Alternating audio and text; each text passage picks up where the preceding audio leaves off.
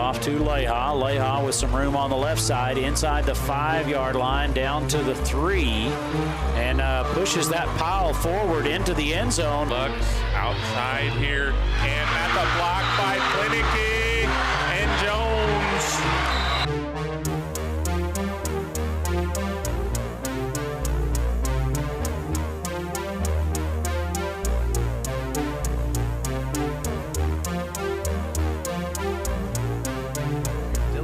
Checks in for the Jackets.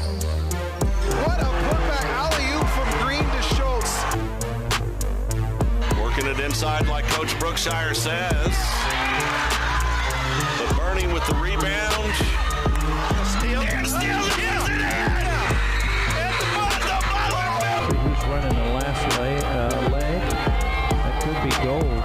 And a goal. Yeah, it's over.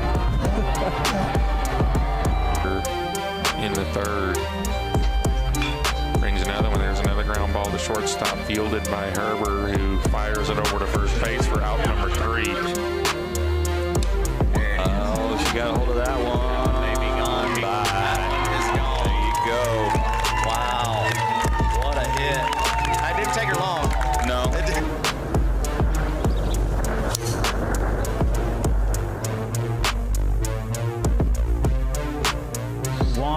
Galarza. Welcome to another Billy's Live production. Find us on your favorite social sites and apps. Like, subscribe, and get notified when we go live.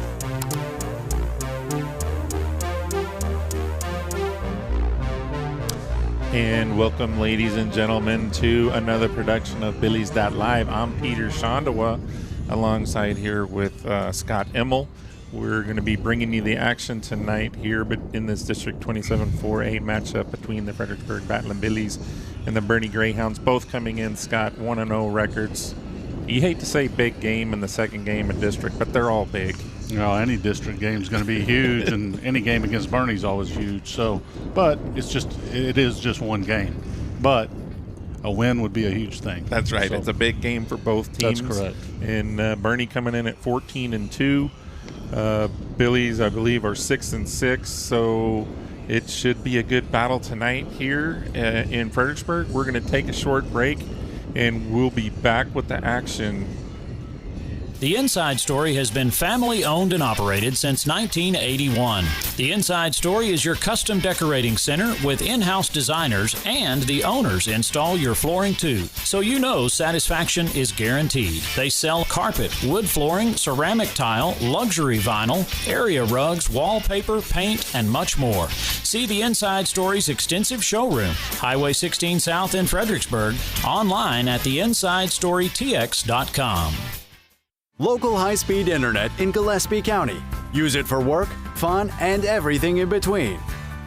Advanced parental controls, online protection, simple, safe, smart. Get connected at nextstream.net. What is the FISD Education Foundation? Since our inauguration in 2018, the Foundation has financially supported teachers and students from all our campuses achieve academic excellence. Our fundraising efforts help offset the adverse effects and depletion of resources brought on by state Robin Hood policies. Visit FISDkids.org to learn more. The FISD Education Foundation, partnering with our community because we're better together. Top 5 reasons we love Gaddy's in Fredericksburg. Number 5, their student-teacher lunch discount. Number 4, their all-you-can-eat buffet. Number 3, they have a huge variety of fresh veggies at the salad bar. Number 2, Gaddy's Pasta and Pizza is always hot and ready.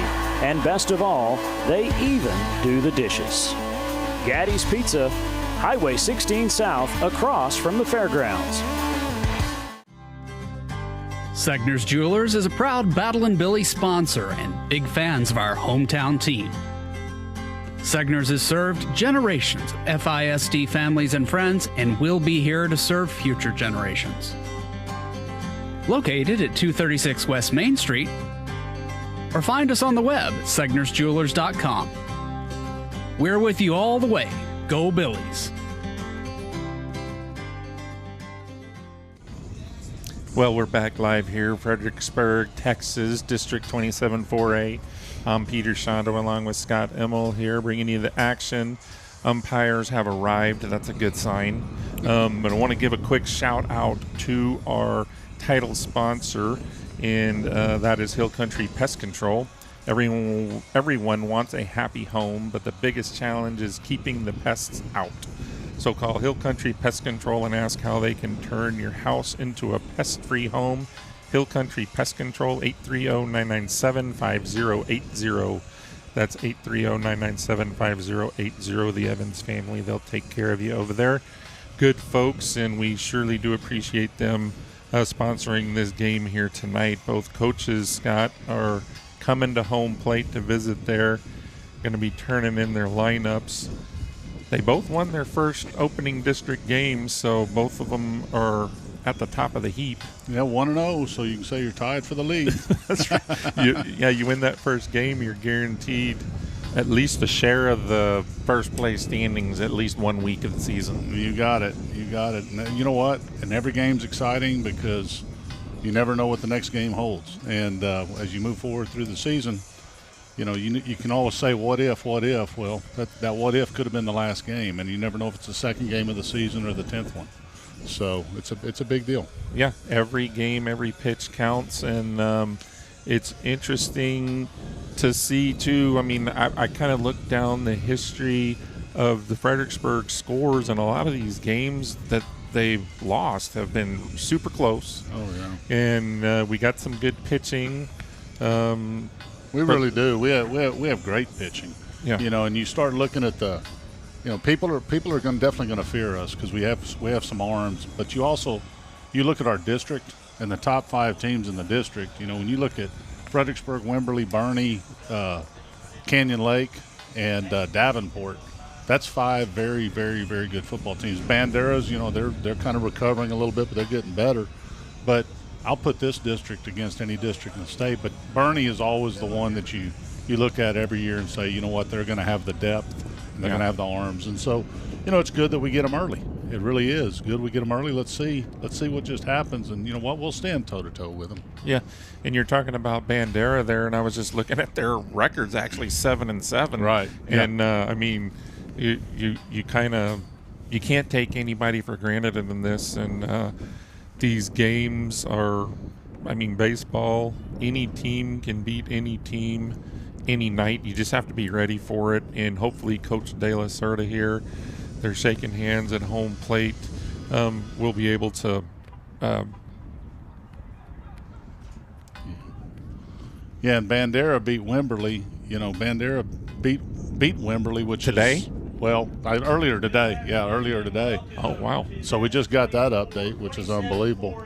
Yeah, and, so there you go. I mean, you never know what – I mean, you get that good pitching performance. Which we have, again, we have a lot of pitching. We have guys, if we just throw strikes and we don't give up easy bases via the bases on balls and the errors and the walks, the hit batters, then we're going to win a lot of baseball games. That's right. And you just make those routine plays, like you said, behind that, and it's hard for teams to string a bunch of hits together to score those runs against arms like we have. I would totally agree. Yeah. So teams are starting to get introduced here onto the fields. We're not too far away from opening pitch. We're going to take a short break, and then we'll be right back. Hello, my name is Greg Nebgen with 4N Cattle Company. I want to talk to you a little bit about J4 Trailer and my experience. So I was looking for a new cattle trailer. Stopped by, talked to Josh, customized what I wanted. I own a local business. I want to do my business local. Prices were very competitive. I looked at trailers everywhere. They were $1,000 cheaper, if not more. I was going to buy local anyway. They beat everybody in price. And then they even delivered it. J4 Trailer, that's where I got mine. Texas Hill Country Orthopedic, the official sports medicine provider of the Battling Billies. Our board-certified and fellowship-trained doctors provide personalized and comprehensive bone and joint care for all ages. We utilize the latest technologies like platelet-rich plasma treatments, and also unique to the Hill Country, we offer anterior hip replacement. Whether you've suffered a traumatic injury to your shoulder or are just tired of dealing with arthritis pain in your knees, Texas Hill Country Orthopedics and Sports Medicine is here to help. I will. Hey, and we're back right here. You can see Battling Billies are being introduced onto the field here. Coach De La Cerda standing outside the dugout, giving everybody a high five as he goes in. Coach De La Cerda's second year here as the head coach, and I think his talking to him, he has high expectations this year, and hopefully, tonight could be a big stride to getting that momentum going. On the other side, you got the Boerne coach who's been there, how long? Bill. So it's Bill Merrill, and he came in probably 2008, 2009, something like that, after Ralph Alderman and Bill Miller. And actually, he is, believe it or not, retiring. This will be it. He's going 44 years, folks. He's coached for 44 years, and again at Boerne since 2008, 2009. Done a heck of a job. I was actually a coach with his brother in 1992. Woo, 92. His brother, Bruce Merrill, was our defensive coordinator. Yeah, that was many moons ago, but just a great man. Yeah, well, it's kind of tale of two. Coach De La Cerda does have experience. He was coaching over there at Dripping Springs for quite a few years, just not in the head job, basically.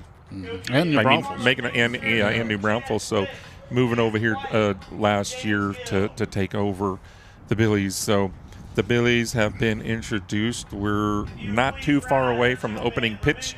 We're going to take another quick break, and then we'll be right back. Strayer & Offers has been going strong since 1928. They specialize in tires and tire repair, wheel balancing, front-end alignment, brake repair, tune-ups, oil changes, belts and hoses, complete auto repair. Make sure you check out the Kawasaki mules and custom-built trailers, ready to go to work for you. For quality Chevron products, Strayer & Offers, 509 South Adams Street, Fredericksburg. Call 830-997-4382. Check them out online, StrayerAndOffers.com. At the Real Estate Advisory Team, we know the Texas Hill Country, and we know Texas Hill Country Real Estate. With the Real Estate Advisory Team, you'll have a team of experienced local professionals who value honesty and integrity and work tirelessly to help you achieve your real estate goals. Give us a call or stop by today. We would be honored to help turn your Texas Hill Country dream into a reality. Go Billies! Hill Country Refrigeration has been providing the Texas Hill Country with quality heat and air conditioning service, installation, and repair for 47 years. They offer dependable, friendly, and professional customer service. Robert and Clara Ann Almers founded Hill Country Refrigeration in 1974, but have been enjoying Battling Billy sports for a lifetime. The Almers family are born and raised Billy fans. 4 generations, that is. Hill Country Refrigeration, where customizing comfort is their award-winning game. From one winning team to another, best of luck, Billies. And we're back live here, Fredericksburg, Battling Billy Field. Drake Threadgill taking the mound here for his warm-up tosses. His battery mate will be J.B. Word. First base, that looks like Aiken. Second base, you got Reed Spees. Yeah. Shortstop's Asher. Asher Gaiman. Third baseman's Weston Herbert. Looks like left fielder is Colton Wolf. Center fielder is Braden Durst, and the right fielder is Nathan White. Yeah, so they're getting ready. Who's DHing? Yeah, Gary Seidenberger is going to be DHing tonight for Reed Spees and hitting 8th. Yeah. So the starting lineup tonight for the Boerne Greyhounds, we have number 11, Brooks Perez. He's playing center field. Number 5, Riley Pakacek is at second base. Number 12, Cam Johnson. He's at shortstop. Number 2, Jace Preston playing third base. Number 6, Hut Hendricks. He's playing first base. Number 13, Xander Cloudy pitching.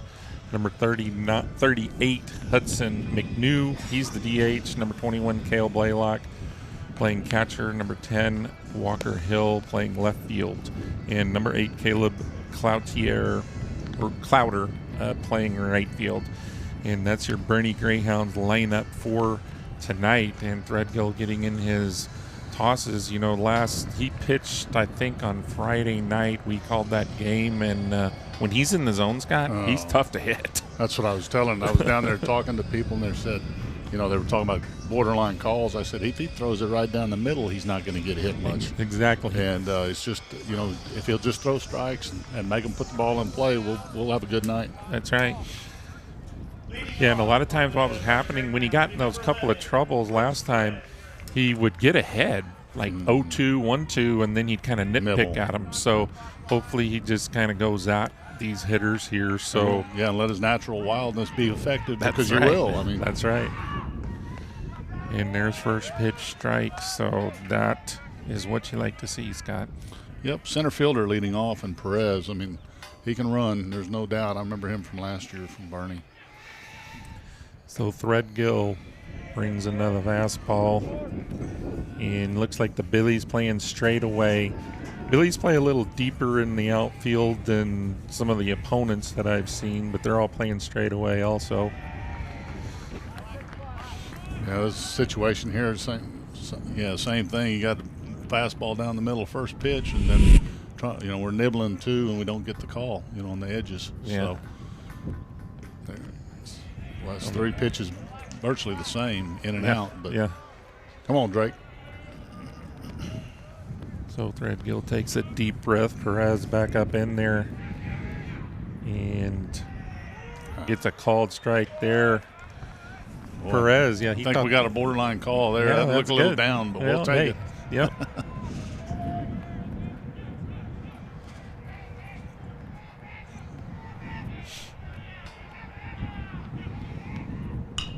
Away. Come on, Reed. Yep, Reed. 4-3. Yep. Ground ball from Perez to Spees over to Aiken for out number 1. That's a good start to the game right there. And I was getting that first out. It's kind of like getting that first bucket in basketball. Yeah. So got that first out of the way. That's going to bring up Riley Pekacik. I've asked how to pronounce this name, but I'm having a hard time. So if you're over there in Boerne, we're doing our best here to try to pronounce these names. Pekacik, I believe, is the right way to say it, is what they told me. I like the way you had to write it down for yourself. Yeah. That's good. Oh, that's a good pitch. Yeah, real good pitch right there. Threadgill getting down and low on the outside edge. Didn't get the call, No, but he didn't. Stay there. Yeah, it's better to miss right there than up. And he's 2 for 2 on first pitch strikes. That's a big deal. Yeah. Comes in there. He's pretty much. All right, let's see who's going to be the fastest kid to the foul balls. That's right. Do they still give bubble gum away to that for that, Scott? Do you know? They probably need nickels and quarters and dollars or something now. I don't know. Do they even have bubble gum anymore? But he raced over there. That's right. We need to get a Fredericksburg representative over there. See if he can race him. Yep. Foul tip there by Pekacik. He barely nipped that one. That was a nice pitch up under the hands by Threadgill.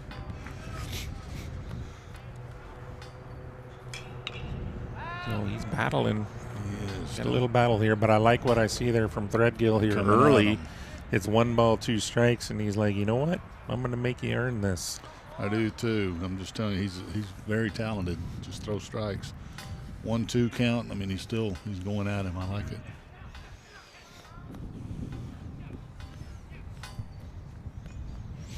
And here's the pitch.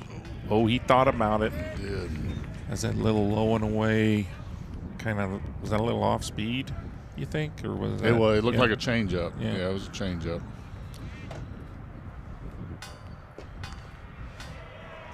Threadgill coming inside there. So now Pekacik works the count full. Last time we had a full count, we got a ground out, Scott. So let's see if we can just attack right here, get a ball in play. Well, he is pesty, isn't he? He is. He's not giving in. It's a good battle here. I believe this is the 8th pitch of this at bat. It is. A scrappy little second baseman, man. And he can run too. So Threadgill brings the 3-2 and just up and away. So Pekacik there. Patient at the plate there, fought off all those pitches and ended up getting to first on the walk, and that's going to bring up number 12, Cam Johnson. He's the shortstop tonight. Great at bat. I mean, fouled off 3 pitches. You know, Drake was trying to battle him. You know, trying to come at him. Be interesting to see if they want to run here. You know what they one out early and see if they feel like they can string hits together or if they need to run on us. There's first pitch, borderline. Didn't get the call, so got to take a little deep breath. Don't let that affect you. Baseball's a mental game, Scott. Boy, that's no joke. So Johnson hitting left-handed. He's back up in there. A little bigger lead this time by Pekacik. I think I got it right, Scott. Pekacik. Yep. I'll take Cam Johnson. That's the one I'm hitting. I can get that one right. Okay.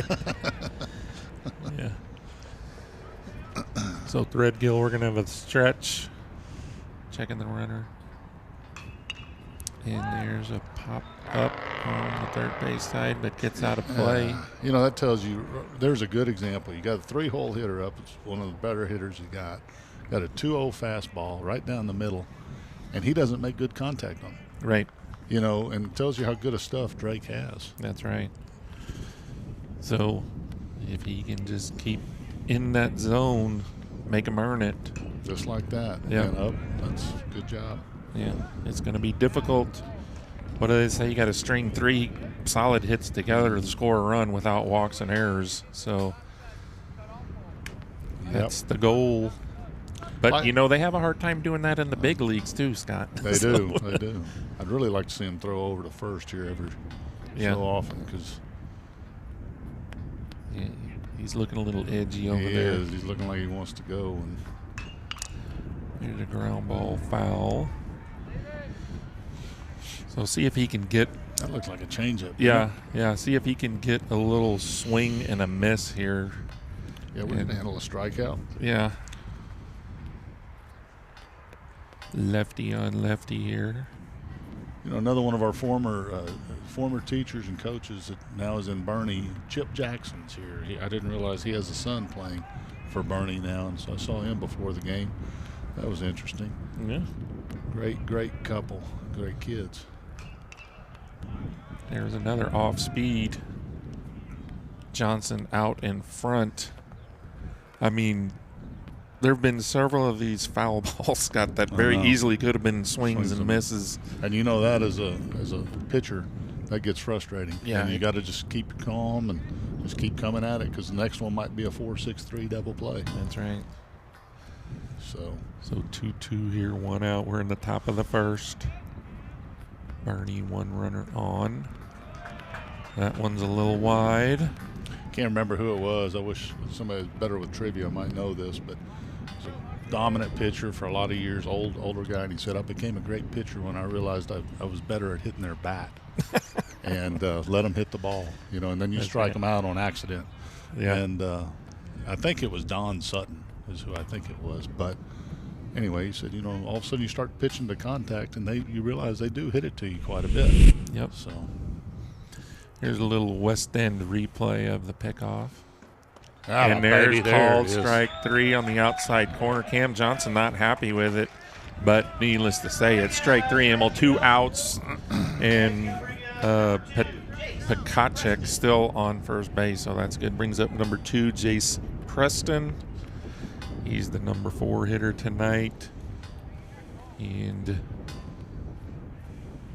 see what Threadgill's going to do. They put him in motion. I figured he was going somewhere. Yeah. He got a good jump. He did.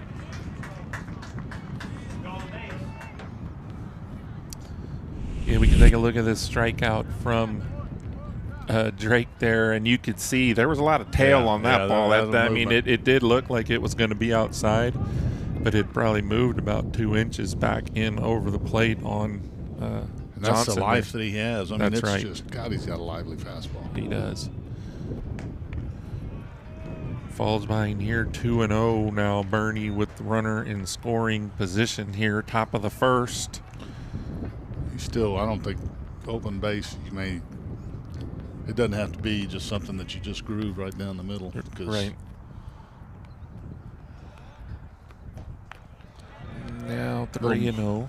Wanted a little more inviting than that. Yeah, well, it's 3-0 now. I mean, right. they got excuse me, big Hut Hendricks on deck, their first baseman. Yeah, we were just talking about the Hendricks. You know that he's a son of the head football coach, and he was a linebacker. Yeah, when he played middle linebacker. Yeah, he was. He's only a sophomore, and the oldest one, Houston. I guess he doesn't play baseball anymore. He'll be going on to play college football somewhere. Threadgill challenges him there, and Preston hits it into the right center field gap for a double. Braden Durst retrieves it, brings it back into the dugout. So Boerne Greyhounds going to take a 1-0 lead here in the top of the first inning. Well, it was just a simple swing, wasn't it? Yeah. Just fastball and just took it the other way and see it on the replay. Yeah, here's West End replay. Nice swing, took it the other way, and drove in. Drove in the run. So here's Hut Hendricks playing first base tonight for the Greyhounds. He's got a man in scoring position now with 2 outs as well.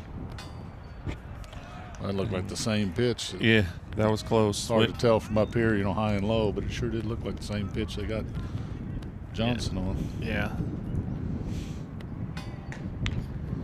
He hit the mitt that time. I think one thing that worked against him on that first one, Scott, was the catcher was set up outside, and when he hit that inside corner, sometimes it's difficult. Yeah. And there he got the ball a little bit off the plate, called a strike because he hit. Because he was set up out there. Yeah, you're right. He hit Word right in the glove. So 1 ball, 2 strikes. Threadgill working quickly now. And this is up and away. So here's this 2-2.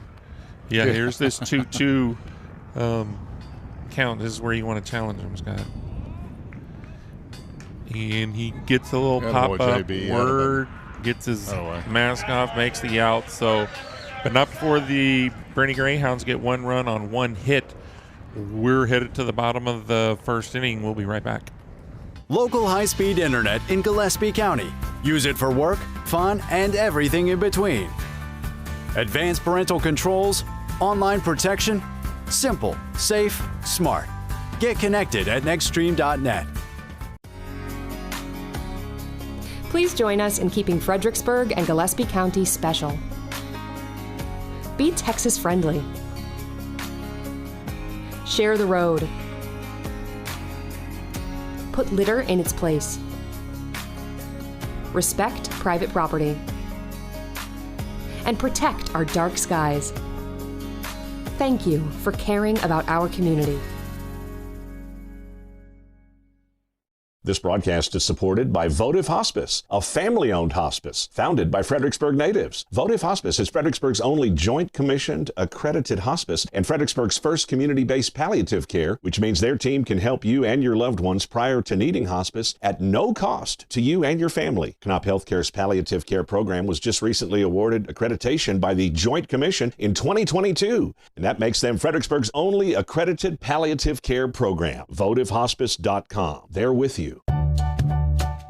Welcome to Creek Street Dental, where we strive to treat our patients with compassion, kindness, and care. We utilize the latest technologies in our commitment to your family, offering cone beam technology, cosmetic dentistry, and sedation dentistry so you can sleep through your appointment. Stop by and meet our newest addition, Dr. Monica Montgomery, from the Fredericksburg High School class of 2014. Creek Street Dental on the corner of Creek Street and South Adams in Fredericksburg.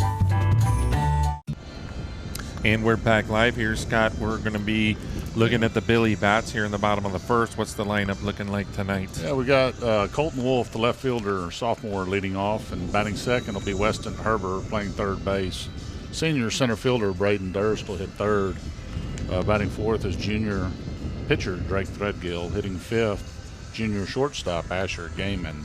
Batting sixth is catcher J.B. Word, a senior. Hitting seventh will be Colton Aiken, the junior first baseman. Batting eighth will be the senior designated hitter, Gary Seidenberger. He's hitting for Reed Spees, who's playing second base, and it's junior. And batting ninth is Nathan White, the right fielder, a junior. So, it's interesting. We were talking in the break. the left-handed pitcher for Boerne is very similar in frame to Drake Threadgill. You got two lefties on the mound and throw very similarly. So should be a good contest. He is Xander Cloudy in his battery mate Cale Blaylock. We'll see here what Colton Wolf can do starting off the game here. Nice looking curveball. You don't always see that, Scott, coming up there. No, you don't. First pitch of the inning, you don't typically see it. Yeah. It's a lefty with a good. Oh, nice solid contact there, but line drive right to the first baseman, Hendricks, for out number 1. That's a good sign, though. He made good contact. Especially after the first pitch was a good curveball and was able to stay on a fastball. And, he's not throwing soft. So. Right. So, number 12, Weston Herber stepping in here, batting second tonight. And takes ball 1. Herber hitting .267 on the year. So we'll see what he can do here. He's ready. There we go. Yep, ball 2 now. We've got hitters count, Scott. Yeah, I need to be patient. I mean, just this new pitch count rule, it went in a few years ago in effect. Drake threw 33 in the top of the inning, so we'd like to get him in a little bind here too. So. Yeah, get these pitch counts up, and because we've got a lot of pitching depth. I'm not so sure after talking to the coach at Boerne how much true depth that he feels like they have, and so that could be a factor. Herber waiting on the pitch, takes strike 1, but you're not swinging at that pitch. No. 3-0. That was a low one outside. I hope we're not swinging at one ever 3-0 unless it's wind's blowing out 15 miles an hour and it's a game-winning situation or something. But Cloudy brings the 3-1. Herber ground ball to the second baseman over to first for out number 2. So 2 down here in the bottom of the first. Brings up the center fielder, number 9 here. You can see the West End replay. Herber from there, but Braden Durst playing center field tonight. He's a senior. He's another one of those pitchers, Scott, that we were talking about. It sure is nice to have them back home. His dad was a coach here a long time as well, and so Brandon Durst and Brandon Leslie, nice to have them back home. First pitch swinging, sends the center fielder back a few steps and to his left. He makes the play. That's going to be out number 3. Billy's no runs, no hits, no errors in the bottom of the first. We'll be right back after these messages. My name is Rick Barangi, and I'm the owner and founder of the Long Neck Manor. I met Donnie several years ago because I was building a state-of-the-art barn for my giraffe, 10,000 square foot barn, and there's nobody in the area, not just Fredericksburg, but in the region that could understand the complexities of building such a structure. Donnie's team is amazing. When they come out here, they're very professional, they're quick, they're thorough. You get a product even better than you expected. Fredericksburg Veterinary Center takes care of animals of all sizes, little bitty small ones and great big tall ones. They'll treat your furry friends just like it was their own. Doctors East and Eckert can do all sorts of stuff to help them, like x-rays and blood work, surgeries and sonograms. They'll even work on their teeth. And if your animal is sick or something, they'll even go to your ranch or house to help them. Give them a call or visit them online at fbgvetcenter.com. Security State Bank and Trust. We've been building the communities we call home since 1941. That includes supporting our students, teachers, and schools. Behind each student is a community investing in what matters most. Security State Bank and Trust. Proud supporters of Battling Billy Sports. We're rooting for your success on and off the field. We're proud to say we're small enough to know you by name and large enough to serve all your financial needs. Security State Bank and Trust. Member FDIC, Equal Housing Lender. And we're back live. Cloudy stepping in here to face Threadgill. We've seen a lot of left-handed hitters. We have. Through these first Yeah, that's what I was thinking. And 2 lefty pitchers. Yeah, I mean, it's interesting. You don't normally see that many of them, but Greyhounds, I believe this is their third left-handed hitter already. It is, and that's this is the 6th batter that he's faced, and he's thrown 4 first pitch strikes, and then, you know, sure like to get to that 2-strike count. Yeah. As you know, it makes hitting a whole lot more difficult. Yeah. There. Woo. Oh, close gosh. Close one. That's going to make it a 3-1 count. And, yeah. Cloudy back up in there. And Threadgill a little high on that one. So Cloudy with the walk. Yeah, leadoff walk. Looks like we'll have a courtesy runner, number 14, Campbell Jackson. Oh, that's old Chip. That's Chip Jackson's son. There you go. So, yeah. He used to coach here. He did. He was here, I guess, for about 3 years, and then he went to be a principal in Bandera for a number of years, and moved to Boerne probably 4 or 5 years ago. Here's the DH Hudson McNew, and take strike 1. I like that location, Scott. Low. I do too. And first pitch strike, I love. Now let's get the second one right at the same time. That's right. Jackson with a short lead at first. Threadgill up and in. Not messing around, Scott. He's just getting up on the mound ready to pitch. So. Which is good if you're on defense, especially. Right keep throwing strikes, put the ball in play, and defense will be much better. That's right. They'll make the plays. You can see there Jackson with the leadoff. Threadgill checking him out. Strike 3, swinging. Yeah. Threadgill, second punch out of the night. Comes here in the top of the second inning. Again, so much life on that fastball. I mean, it starts down the middle and runs away, and if he just stays over the plate, yep, high and low will take care of itself. That's right.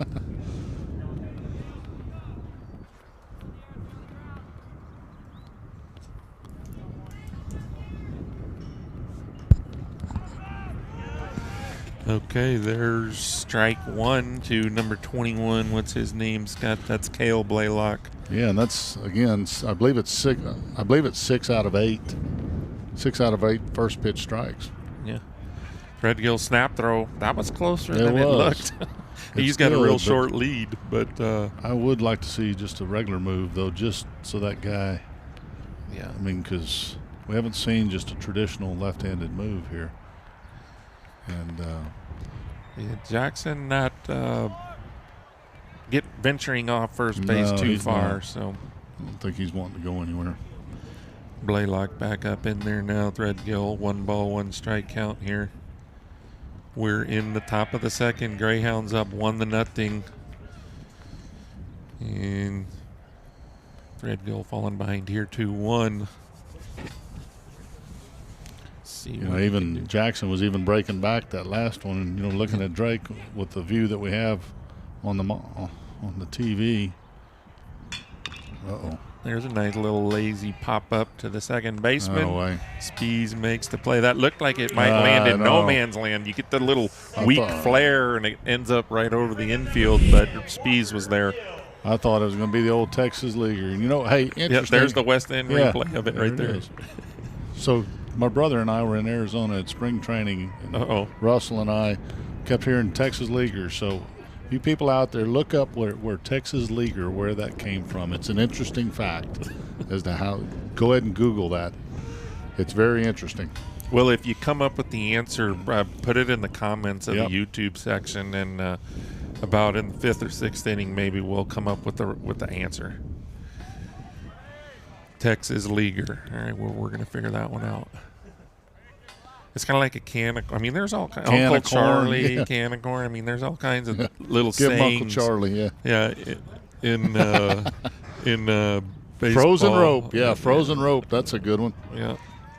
So that might be a new thing here on the broadcast, that we may just have a trivia question there in the second inning that needs to be answered. Speaking of that, we want to thank you for joining us today here on Billy's Live.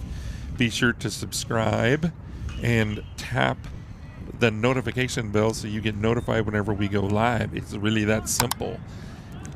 Am I right here, Peter? Is this the 4th left-hander? This is the 4th one for Bernie. Fourth out of 9. lefty. Yeah, this is the number 9 hitter, Walker Hill. And 2-2 count, 2 outs. Deuce is wild. Threadgill in the dirt there, so full count. Now Jackson's going to be off. This might be where he could just use his regular move. Exactly. And never know. That's right. If he takes off just a little too early, he's got a real short lead, but see what Threadgill decides to do. Little looper line drive into left field for a base hit. Nice job of hitting there by no, that's Hill. So that looks like you trying to cut a 6-iron. That's right. You mean that's more like a driver for me? Oh, yeah. You forgot. We're old now. Yeah, you're right. Here's the West End replay of Hill's. Little nice job of 2-strike hitting there, just taking the ball the other way. We're back to the top of the order with Perez. Grounded out to second, first time up. Threadgill's first pitch, strike 1. Good looking pitch right there. It is. And again, first pitch strike has not been the problem. Yeah. You know, it's getting that second one early in the count's the key. Keep them on the defensive. Down just a little with that one. So Jackson on second base in scoring position. So Greyhounds first 2 innings here, getting a man to second base with 2 outs both innings. See if the Billies can keep him there this inning. There's a swing and a miss. I couldn't really tell. Was that a breaker? It wasn't breaking, but it may have been changeup. Yeah. So he sure was out in front. I'd like to maybe see a curveball here. Haven't seen many. No, lefty on lefty here. Here's the pitch. Oh, we brought the heat. A little high. But you can see when that center field camera is in play, the movement. Oh, yeah, the movement he gets. It's... I wouldn't want to be a lefty hitting off of him. No.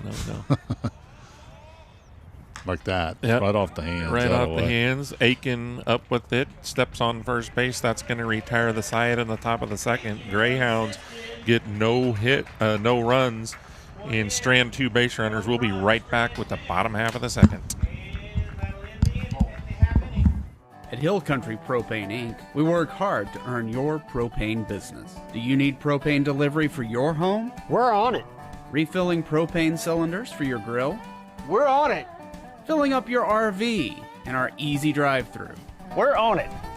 Savings on RV and cylinder fills? We're on it. For all your propane needs, choose Hill Country Propane Inc. because we're on it. Hill Country Propane Inc. Go Billies! As Fredericksburg celebrates 175 years, Arrowhead Bank is celebrating almost 100 years of serving the people of the Texas Hill Country. Our goal has been the same since we opened in Fredericksburg 20 years ago, to combine the relationship banking of yesterday with the technology of today for a better brand of banking. Arrowhead Bank is proud to support our students in all their endeavors, athletic and academic, and we're excited to celebrate their successes this year. Billy Pride, Eber Alice, member FDIC, Equal Housing Lender, NMLS number 423091. Nature and beauty along the fairways at Lady Bird have a way of slowing life down. While the front 9 features significant elevation changes and the tranquility of Live Oak Creek, the back 9 stuns with its panoramic vistas of the surrounding hills. As the home of the Fredericksburg Junior Golf Foundation and the Fredericksburg Middle School and High School golf teams, all of us at Lady Bird Johnson Golf Course are proud to support our community's tradition of excellence. Lady Bird Johnson Golf Course. Practice, play your way. We love living in the country. My husband works from home, and I teach our 5 youngest children here as well. Fast, uncapped, reliable internet is critical for our family. And that's exactly what we've gotten from Bee Creek for over 10 years now. Bee Creek Communications, always on high-speed internet. And we're back live here. Threadgill up to bat here. First 2 pitches, 1 ball, 1 strike.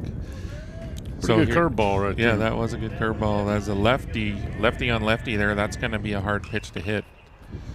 Threadgill out in front of that breaker, too. He needs to be mentioned, too. That's old Flick. Coach Flick. Yeah, Coach Flick was a graduate of Fredericksburg High School. Does a great job with the pitching staff. Now, he was a good pitcher back in the old days, I guess. Now, it's like 2009 or... Yeah, that's longer ago than you think. Yeah, it is. Yeah. Well, you could tell he was a pitcher by that play he had there on that ground ball. So I resemble that. I resemble that remark too. Is that the agility's going south a little bit? Yeah. He could probably still throw it a whole lot better though. Yeah. Threadgill staying alive here. 2 balls, 2 strikes. Threadgill hitting. Let's see if I can look this up. I think he's hitting 380, somewhere in that range on the year. Takes the ball low, so going deep in the count here. This will be, I believe, the 7th pitch of the inning. So Threadgill stands in, takes ball 4, leadoff walk. We'll take that. Yeah. Looks like we'll have a courtesy runner too, looking to the dugout. See if we can figure out what number it is.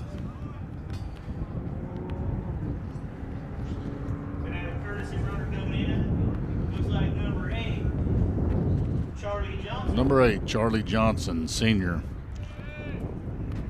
Be the courtesy runner. Yeah, for the pitcher Threadgill. So, and that's going to bring up number 1, shortstop Asher Gaiman, who on the year hitting 306.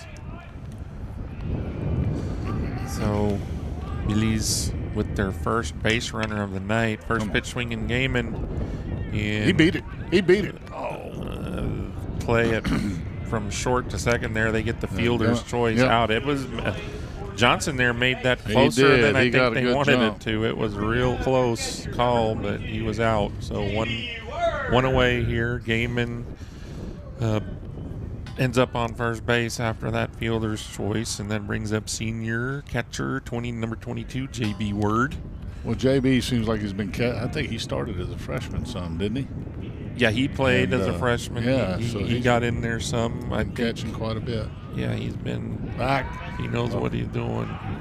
And close play there on the pickoff. That's a pretty good move. If you see, I don't know if they'll show a replay, but Yeah, Gaiman on that dive back looks like he grabbed him in his shoulder, so that's not good. Yeah. So go ahead, Pete. Yeah, on these injuries, we're probably not going to be showing the replays on that just for the privacy's sake of the high school kids. So, but he's back up and going. Yeah, he's a tough kid. But he does have a good move. That angle that that you're seeing. You guys can see how deceptive it is trying to steal a base when you know the angle that you're looking at now. That lefty's got a good move. High and tight there. So Word is this is the 4th year I've been watching him. There was your pickoff move. And now you guys at home, and you just picture that every time, and there's just a subtle difference, and a good base stealer can pick it up, but boy, you got to see it a lot. Yep. And you don't always see the lefties, especially here in high school, that have that kind of move. Word calls time at the plate. But what I was saying there with Word, I've been watching him here for this is the 4th year. He knows how to step out and create a little havoc on the pitcher's rhythm. So yeah, he does. There's a ground ball to short. Come on, beat it out, JB. And first baseman had to jump up to catch that ball, and Word beat it out. So we'll have another courtesy runner. So that was good hustle by Word, though. Yeah, so far all the contact by the Billies, I wouldn't say super hard contact, but it's going straight to them also. Yeah. Courtesy runner's number 2, junior Brett Bowers. Is courtesy running for Word. And 2 outs. Boy, sure could use a smash here from Aiken. Boy, he He hit one the other day Friday. here, that ground rule double. Yeah. If he hits one like that here with this wind today. Yeah, wind's blowing out yeah, today. It's got a shot. Ball one on that breaking pitch there. So, yeah, Aiken, had he hit it another 15 feet on Friday, we might still be playing. Tie game on that thing. Those were some good games we had against Lehman, both of them. I didn't see the second one, but I saw the first one and how that ended. Wow. Yeah. I mean, it's sad it had to end like that on a controversial judgment call, but yeah, you know, that's again baseball. That's right. And you know what? Everybody that says they want computers involved with strike zones and this and that, guess what? That wouldn't have made that call either. So, nope, not that one. Gaiman with his lead at first. Aiken waits for the pitch, and ball one. Close call right there. The umpire looked like he was maybe gonna, give it the old bow and arrow. Yeah. But we'll take it. Yeah. We're living another pitch on That's that one. That's right. So Aiken up in there. He's ready. Run. And there's the breaking ball, strike three. So that's 3 outs here in the bottom half of the second inning. No runs on no hits. We're going to the third here. I'm Peter Shonda with Scott Emmel on Billy's That Live. We'll be right back. The Inside Story has been family owned and operated since 1981. The Inside Story is your custom decorating center with in-house designers, and the owners install your flooring too. So you know satisfaction is guaranteed. They sell carpet, wood flooring, ceramic tile, luxury vinyl, area rugs, wallpaper, paint, and much more. See the Inside Story's extensive showroom, Highway 16 South in Fredericksburg, online at theinsidestorytx.com. Local high-speed internet in Gillespie County. Use it for work, fun, and everything in between. Advanced parental controls, online protection, simple, safe, smart. Get connected at nextstream.net. The FISD Education Foundation strives to inspire students, drive teacher innovation, and pilot new educational programs. By the end of the spring, the foundation will have donated over $450,000 toward academic excellence on all 5 FISD campuses. To donate, volunteer, or see for yourself how our grants are creating a lasting impact in educating our community, visit us at fisdkids.org. Top 5 reasons we love Gaddy's in Fredericksburg. Number 5, their student-teacher lunch discount. Number 4, their all-you-can-eat buffet. Number 3, they have a huge variety of fresh veggies at the salad bar. Number 2, Gaddy's pasta and pizza is always hot and ready. And best of all, they even do the dishes. Gaddy's Pizza, Highway 16 South, across from the fairgrounds.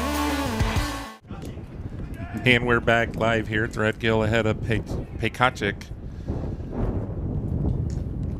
0-2 here. 2 nice opening pitches here this third inning. Threadgill, so far, he's up at 59 pitches, Scott. So I'm not sure what the limit is. Is it 110? It's 110, 85, and you got to wait. After 85, I believe it is, you got to wait 3 days. Yep. Well, if he can get through this inning a little quicker, maybe he can make it another couple, 2, 3, 4 innings. He's throwing like this. Ooh, I sure like strike 3 called right there from Threadgill. Word's going to fire that ball down to first, and they're going to bring it around the horn, Scott. Third strikeout of the game. And that's a big deal because he can run. Kept him off the bases. That's right. You had your 2-hole hitter.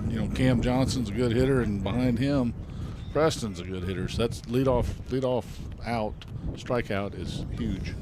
Yep. So Cam Johnson stepping up in here for his second at bat. He struck out the first time.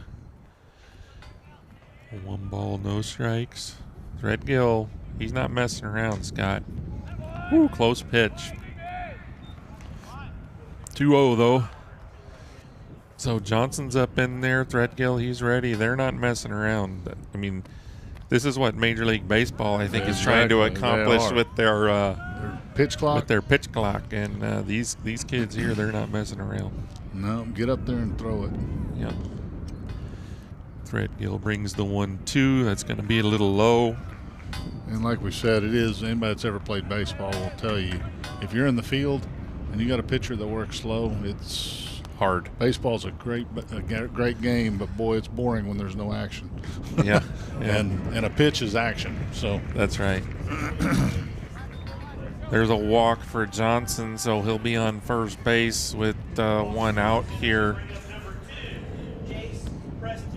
Preston got the RBI double in the bottom of the first inning, so he's batting with Johnson on first. So hopefully we can keep Johnson on first here, Scott. I agree. And you know what? If I was just by the way he swung, I really would like to see Reed cover that hole because he looks to go the other way. Well, there you go, right? Let line drive tells you what to the left. Heck I know. Well, it's all a guess. And turned on an inside fastball. Hey, you would have looked real good if he would have hit a ball right. But hey, it's a gamble you take when you make a prediction. Yeah. He's 2 for 2 though. Yep. That was a pretty good shot again. So Bernie now 2 runners on, Johnson and Preston, 1 out. Brings up Hendricks, the first baseman. So Threadgill up in there, he's ready. Let's get a ground ball right here. Yeah, nice little ground ball. Double play would be nice. We'll take a 1 hopper to the right of Spees, flip to Gaiman, over to Aiken. Let's see if we can predict that. Yeah, there you go. Hendricks up in there. In his hands. Yep, came in on him, and Hendricks fouled it straight back.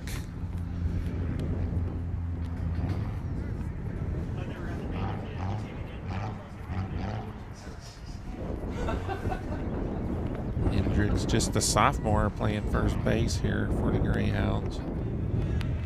Well, you know, and when he's missing, he's not missing, by much. No. It's just, golly. I'm almost like if he'd just set up down the middle, he'd be just wild enough to. Well, his ball moves enough. It does. That you could, hopefully not get too many in a row solid contacts. Preston, the only one here with really any kind of solid contact off Threadgill. Have we seen a breaking ball out of Threadgill? No, I think it's been all fastball change up. Change up. Yeah. There's a strike, and Hendricks didn't agree with that one, but he'll pick his bat back up, and 3 balls, 2 strikes, Scott. Yeah, big pitch right here. You definitely don't want to just put him on you. God, Close. again, just very similar pitch, but it's a walk, and that's going to load the bases for Cloudy, who first time up he walked. So I believe that's right, isn't it? Yeah, we've had 4 walks in the 2 1/3 innings. Yeah, that's ultimately moving the infield in too with the bases loaded here. Yeah. So definitely could use a ground ball here. Yep. And Cloudy walked, like you said last time. Hudson McNew, he struck out behind him. So we just, how about a 1-2-3 maybe? Come back here to the mound. That would be a. There's a foul back, so Threadgill quickly ahead, 0-2. Cloudy, infield in, outfield playing regular depth. But these runs are going to be at a premium, I would say, for the Billies with the way Cloudy's been throwing. So you don't want to give up any more runs. Strike 3 called, so that's a strikeout. 2 outs, that's better than a ground ball. It is. That's a lot better than a ground ball. Unless it was a double play. Well, yeah, that's right. Depends what ground ball it was. Yeah, we'll take it. I like the infield getting to go back now with 2 outs. Yep. Make the routine play, and let's get out of the inning. So number 38, Hudson McNew, the DH tonight, steps in. Threadgill's ready. Bases are loaded. Nice first pitch there. That's 4 strikes in a row. And he did a good job just coming right after Cloudy. And let's see if he does the same thing with McNew. Bill's ready. He is. Yep, Man. foul ball off to the right. So a greyhound on every base here. We got 2 outs here in the top of the third. Threadgill. Another fastball. Fouled off to the right side. So Threadgill up to 77 pitches now here into the third inning. Doesn't look like it's affecting him much, though. No, I mean, he's still bringing it. So, and I don't think, the swings this guy's had, I don't think he just keep coming at him. Yep. Oh, that was up. Yeah.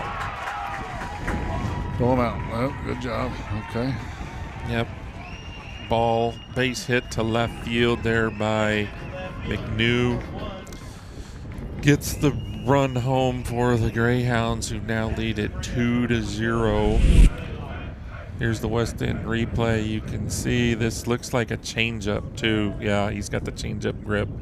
Left it up just a little bit and was able to get it between the shortstop and third baseman there, the Billies. Close pitch right there. So that brings up number 21, Cale Blaylock. He grounded out to, or flew a little pop-up, I believe, to the second baseman. Is that right? It was, yeah. This is where Drake's really got to just buckle down and let that other go. And 2-0's, we're okay. But don't let it steamroll here. Just, I liked, we had six strikes in a row. Now, come at him. There we go. Strike one. Threadgill's up on the mound. He's ready.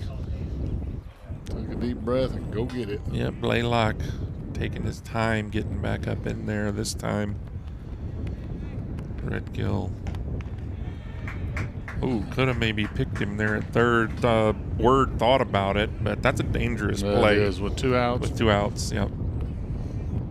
Not sure why he was squaring around a bunt here with 2 outs either. He probably gave him a take. Yeah. That's all I can think of. That's a real common strategy. It is 2-1. Yep. Here's the 3-1. Just outside. Ball 4. Makes it 3-0.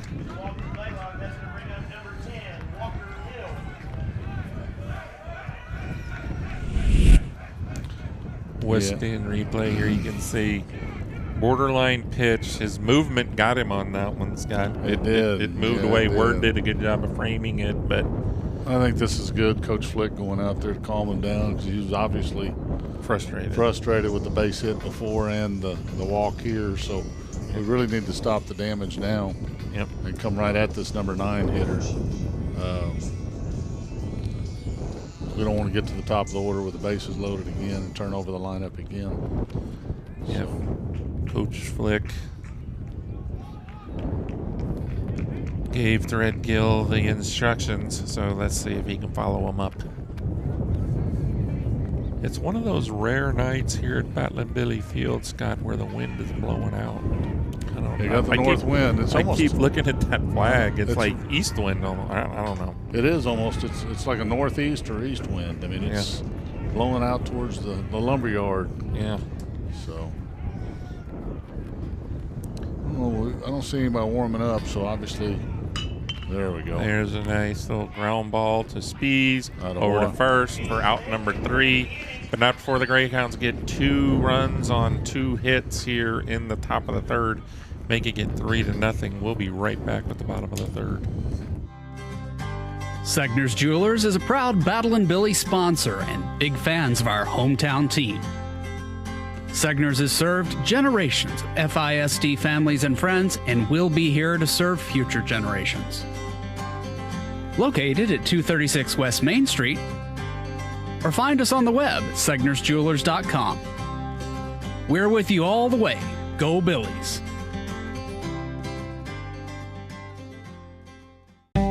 Well, howdy, friends. This is Paige Finley from FBG and Billy's.live. I want to tell you about some new friends I met at J4 Trailer, a family-owned Texas trailer dealer out 290 just east of Fredericksburg. They carry utility trailers, livestock trailers, cargo trailers, and if you're looking for all the bells and whistles, they can custom build just about anything. Food trucks, car haulers, trash, or landscape trailers, whatever you need. Give them a call today, 830-997-9969, J4 Trailers. That's where I got mine.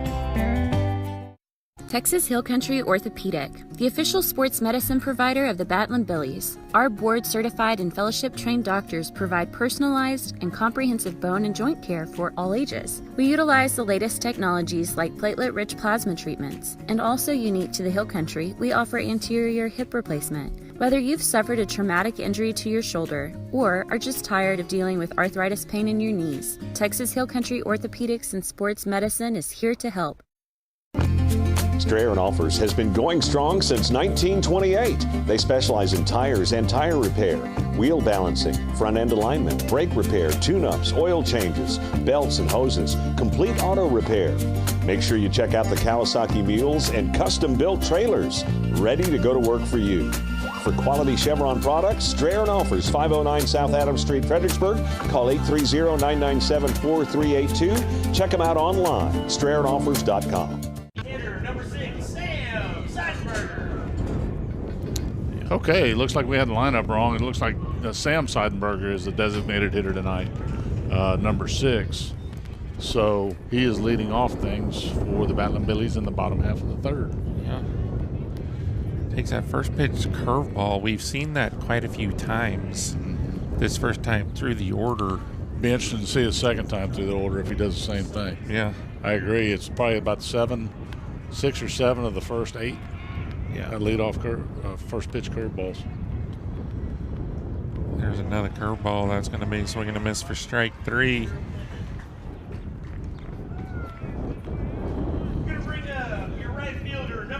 Want to give another quick shout out to our title sponsor, Hill Country Pest Control.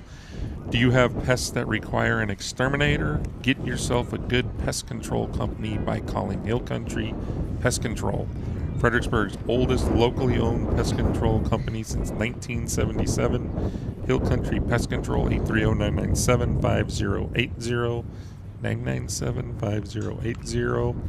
Evans family, they will take care of you. We sure do appreciate your sponsorship here tonight on Billy's.live. Cloudy not wasting any time either, Scott. No, he's not. He's bringing some pitches quickly. He goes out of the stretch, too. He does. Those are a lot of strikes. And like I said, that curveball's been very effective, and that's what got White in a bind early on, chasing the curveball. Yeah. So I think now it's 7 or 8 out of 9 first pitch curveballs. So again, it'd be interesting to see. Yeah, and that makes that fastball right there that he just throw look even faster than it maybe actually is when he's got that control of those off-speed pitches. There's another curveball. Oh, wow. Ball 3. So catcher thought he was going to end the inning or get the strikeout on that. I got to be honest, I did too. Yeah, it was a close call. Close one. With the way he's been calling things. White's up in there. Takes a swing and a miss. Foul tip. Catcher hangs on to it. Blaylock, and that's out number 2. So first time through the order there, Scott. Cloudy only thrown 31 pitches. Yep. Lots of strikes and lots of balls and plays. Billy's have yet to get hit. Let's see if we can struck turn out 3 of us and walked 1 versus the walks is a big deal. Yeah. He's thrown strikes. So hopefully the second time through the order we've seen him and we can jump on him. I can see Colton get on and see if we can take. I want to see if this. I'm sure the catcher's good, but you almost kind of want to see how good. And it's hard now in a 3-0 game. Yeah. Well, you still got to play a little bit of small ball and try to get you set. And I know Coach De La Cerda loves small ball, and we have a lot of speed. We've got a lot of team speed. So. And the other thing, if you can test out that arm, there's a fly ball to left field. That's Hill out there who puts it away for out number 3. After 3 innings, Greyhounds lead 3-0. I'm Peter Shonda with Scott Emmel. We'll be right back on Billy's That Live. At the Real Estate Advisory Team, we know the Texas Hill Country, and we know Texas Hill Country Real Estate. With the Real Estate Advisory Team, you'll have a team of experienced local professionals who value honesty and integrity and work tirelessly to help you achieve your real estate goals. Give us a call or stop by today. We would be honored to help turn your Texas Hill Country dream into a reality. Go Billies! Hill Country Refrigeration has been providing the Texas Hill Country with quality heat and air conditioning service, installation, and repair for 47 years. They offer dependable, friendly, and professional customer service. Robert and Clara Ann Almers founded Hill Country Refrigeration in 1974, but have been enjoying Battling Billy sports for a lifetime. The Almers family are born and raised Billy fans. 4 generations, that is. Hill Country Refrigeration, where customizing comfort is their award-winning game. From one winning team to another, best of luck, Billies. Local high-speed internet in Gillespie County. Use it for work, fun, and everything in between. Advanced parental controls, online protection, simple, safe, smart. Get connected at nextstream.net.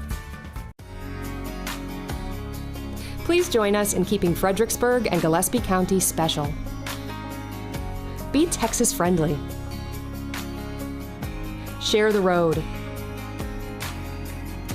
Put litter in its place. Respect private property. And protect our dark skies. Thank you for caring about our community. We're back live here. Threadgill back out onto the mound for his 4th inning of work. He's going to be facing number 11, Brooks Perez, the leadoff hitter for the Greyhounds. He's 0 for 2 tonight, so Threadgill has his number so far.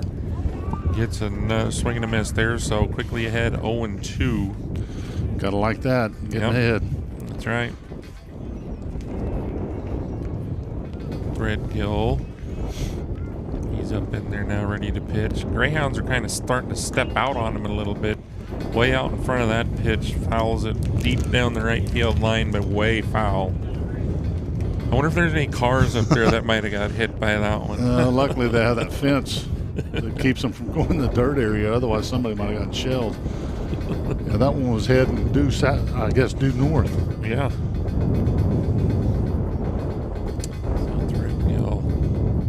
There you go. Coming at him. Come back. Pop up there. Word might have a play, but no, lands right on the front row of the stands. So out of play. Yeah, I think little old, no, that's not little Bowers. I think little Bowers should have made that play, but he probably would have if he'd had a glove. Then you got the student section over here, and they were all running for cover. Yeah. Threadgill brings another 0-2. There was a breaking pitch. That was good to see. Yeah. So Perez spoils it, though.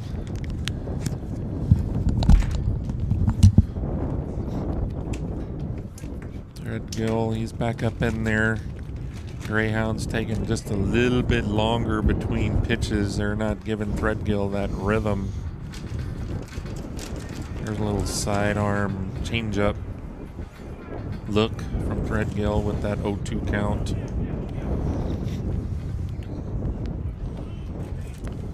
Threadgill brings the 1-2. Another foul ball by Perez. Well, this might be in play. Herber hustling over there. Lands about a foot away from the fence out there by the bullpen. In the Bermuda Triangle over there, and nobody right. could. God. Yeah. Tough luck right there, because that's a great pitch. I love how he's coming after him, though. Yeah. So Perez lives to see another pitch. This at bat, I think he's already seen 6 or 7. Takes ball 2. But that was a good pitch. I mean, that really was. Good take by the hitter and good pitch by the pitcher. So.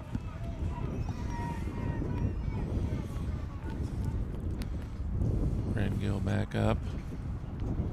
Brings too little too far outside, so Perez works this count full. And see if Threadgill can make him put it in play here. Close pitch. And I think that movement got him again. It started out as a strike, but the tailing action made it end up in look on the replay. This will be interesting to see. Yeah, that's a little in. Boy, it is. Yeah, he does have great movement on his fastball. The two-seam is got a lot of great movement. Perez with the lead at first, and this is Pekacek, if I said it right. Your favorite name. My favorite name, and he's up there again for the third time. He is 0 for 1 with a strikeout and a walk, I believe. He bunts Herber with a nice play. Yeah, all the way around there. Herber charging to get to it, and then Aiken with the scoop. Well, you know, that's a great job. Anybody that's watching this, watch what Herbert does on the replay. He throws it, and he just tries. I mean, he knows he can't get it there, so he tries to throw it low like a one-hopper. It's not a short hop, and it sure makes it a whole lot easier on the first baseman. That's right. Good job by Aiken, though, too, all around. It's good bunt, too. Yeah. You gotta that's your typical baseball player. That's there. what I was going to say. That's baseball. That's well-played baseball by everybody. Yeah. So that's going to bring up Johnson, who's 0 for 1 tonight. He grounded out to first baseman Aiken his last time up. Here's your West End replay of that bunt again, and you can see nice play. That was a harder play for Aiken than it looked. I mean, it really was. Yeah. So he made it look easy. Good job, Herbert and Aiken. And Threadgill now coming back after the hitter. That's right. 1 ball, 1 strike here to Johnson. Runner in scoring position here for the Greyhounds, already leading 3-0. There we go. There was that breaking pitch. It was. He's gone to that a few more times here. Threadgill, that was his 100th pitch. Oh, wow. Scott. So in the 4th inning. Yeah, wow. So pitch count getting up there a little bit on him. So someone probably going to have to start loosening up. Gets the strikeout, though, of Johnson for second out. So see if Threadgill can strand the runner on second base here. You know, this is a typical deal here with Coach, just because I know Coach Merrill, and I can foresee if this guy gets behind in the count, I can foresee Perez taking off trying to steal third, and just trying to force a mistake by us, and you know, if he gets down in the count. Coach De La Cerda going to take a stroll out to the mound and visit with Threadgill, who's sitting on 101 pitches. He's probably given a little time there. And what's coming up here next on Billy's.Live, we got softball at Davenport on March 17th. Then again, softball versus Candy Lake on March 21st. And at the same time, March 21st, we got baseball versus Bandera, sponsored by Hill Country Pest Control. Looks like there might be some title sponsorships available there for those 2 softball games. So if you're interested in that, go to Billy's.Live and click on the Contact Us and get a hold of Paige and the crew, and they'll get you set up. Okay. Mound visits over.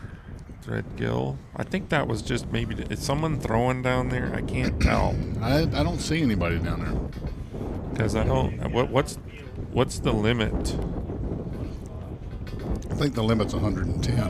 110. So there's a wild pitch, and that's going to move the base runner Perez up 1 more base, so he's only 90 feet away now.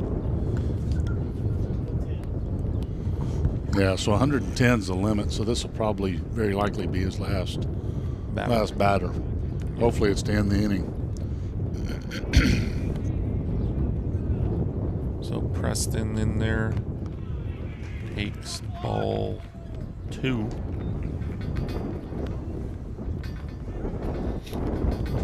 I think you can, if the limit's 110, you can start a batter with the 110th pitch and finish it, right? I Yes. believe that's the rule. That's correct. So if you have a 10 pitch at bat, you can get up to like close to 120, but that's in the old days. I remember throwing 130, 40, 50 pitches in a game. Yeah, I like reading those Nolan Ryan things and those old, that was just a walk in the park. Yeah. That's ball outside. So Preston draws the walk. None of those pitches were even close. I got a feeling he'll probably come get Threadgill here. Yep, Coach De La Cerda's on his way. We're going to take a break with this pitching change, and we'll be right back here on Billy's That Live. This broadcast is supported by Votive Hospice, a family-owned hospice founded by Fredericksburg natives. Votive Hospice is Fredericksburg's only joint-commissioned, accredited hospice and Fredericksburg's first community-based palliative care, which means their team can help you and your loved ones prior to needing hospice at no cost to you and your family. Knopp Healthcare's palliative care program was just recently awarded accreditation by the Joint Commission in 2022, and that makes them Fredericksburg's only accredited palliative care program. VotiveHospice.com. They're with you. Welcome to Creek Street Dental, where we strive to treat our patients with compassion, kindness, and care. We utilize the latest technologies in our commitment to your family, offering cone beam technology, cosmetic dentistry, and sedation dentistry so you can sleep through your appointment. Stop by and meet our newest addition, Dr. Monica Montgomery, from the Fredericksburg High School class of 2014. Creek Street Dental on the corner of Creek Street and South Adams in Fredericksburg. My name is Rick Barangi, and I'm the owner and founder of the Long Neck Manor. I met Donnie several years ago because I was building a state-of-the-art barn for my giraffe, 10,000 square foot barn, and there's nobody in the area, not just Fredericksburg, but in the region that could understand the complexities of building such a structure. Donnie's team is amazing. When they come out here, they're very professional, they're quick, they're thorough. You get a product even better than you expected. Fredericksburg Veterinary Center takes care of animals of all sizes, little bitty small ones and great big tall ones. They'll treat your furry friends just like it was their own. Doctors East and Eckert can do all sorts of stuff to help them, like x-rays and blood work, surgeries and sonograms. They'll even work on their teeth. And if your animal is sick or something, they'll even go to your ranch or house to help them. Give them a call or visit them online at fbgvetcenter.com.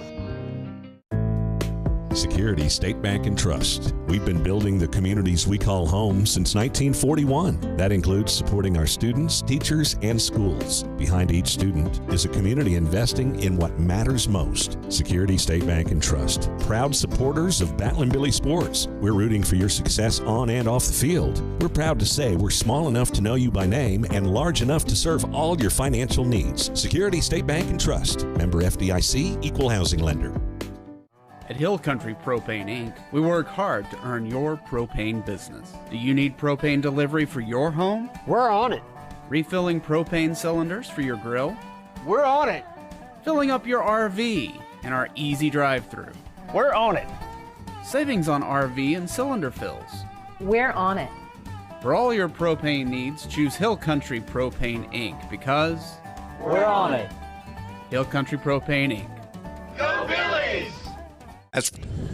All right, we're back live here. That's going to close the book on Threadgill, who ended up with 5 strikeouts, 7 walks, and giving up 3 runs there in 3.2 innings of work, only giving up 4 hits, but did give up the 3 runs.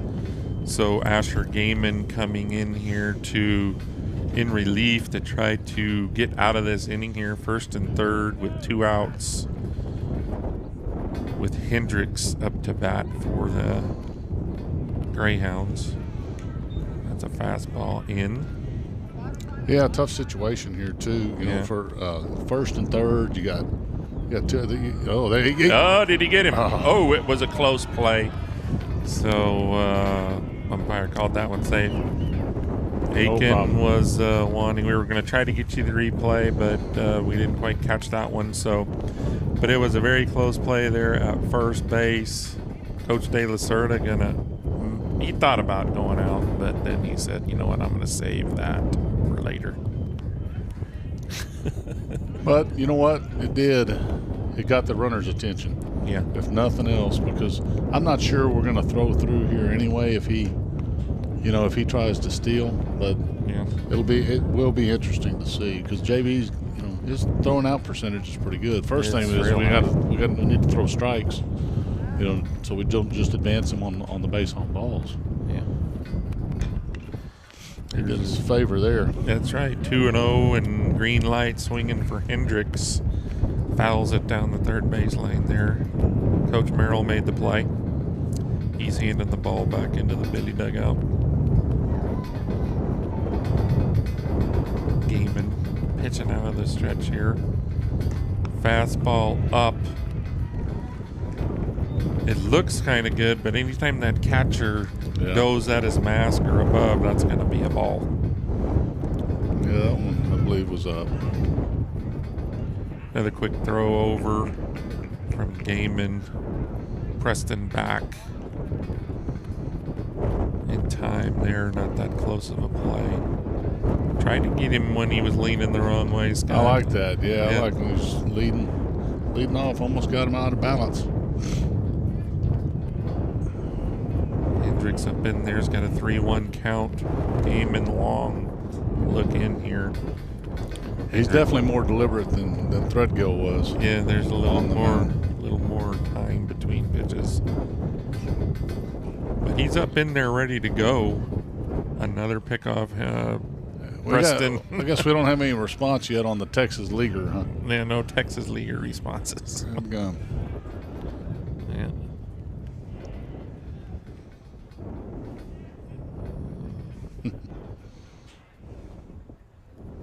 Gaiman, first batter, ends up with a walk. So that's going to load him up here with 2 outs, Scott. That may not be, it'd be all right if we can just get this guy out. That's right. It's not the end of the world there. No, you got a force out now everywhere. You don't have to throw the ball across the diamond. Yeah. Just get you a ground ball or a fly ball, put the ball in play, take our chances. Yeah, we got 8 of them out there who can catch it. That's right. We had a guy at the plate that's walked and struck out, so hadn't proved what he can do. There you go. Got a high strike call. Yeah, he got that one called strike. Cloudy trying to help himself out. He's the pitcher for Boerne. Billy's trying to keep it right where it is. Gaiman almost hit him.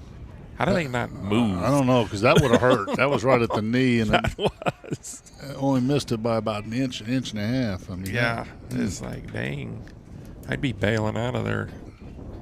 Gaiman. Yeah, those people that always say where it, they've never been hit many times. I'm like, just let me get out of the way and give me another chance to hit. That's right.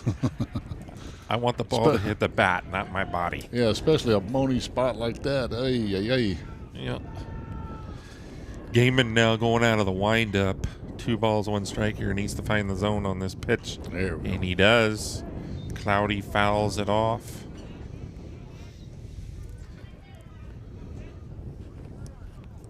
We'll see what Gaiman decides here. I'm assuming Coach Flick's probably calling the pitches. Have they hit a fly ball to the outfield? I don't recall a fly ball to the outfield. I don't think so. Oh, there we go, and that's an out. There's the fly ball to the right fielder. White with the play to retire the side here in the top of the 4th inning. Battling Billy's coming in to bat. We'll be right back.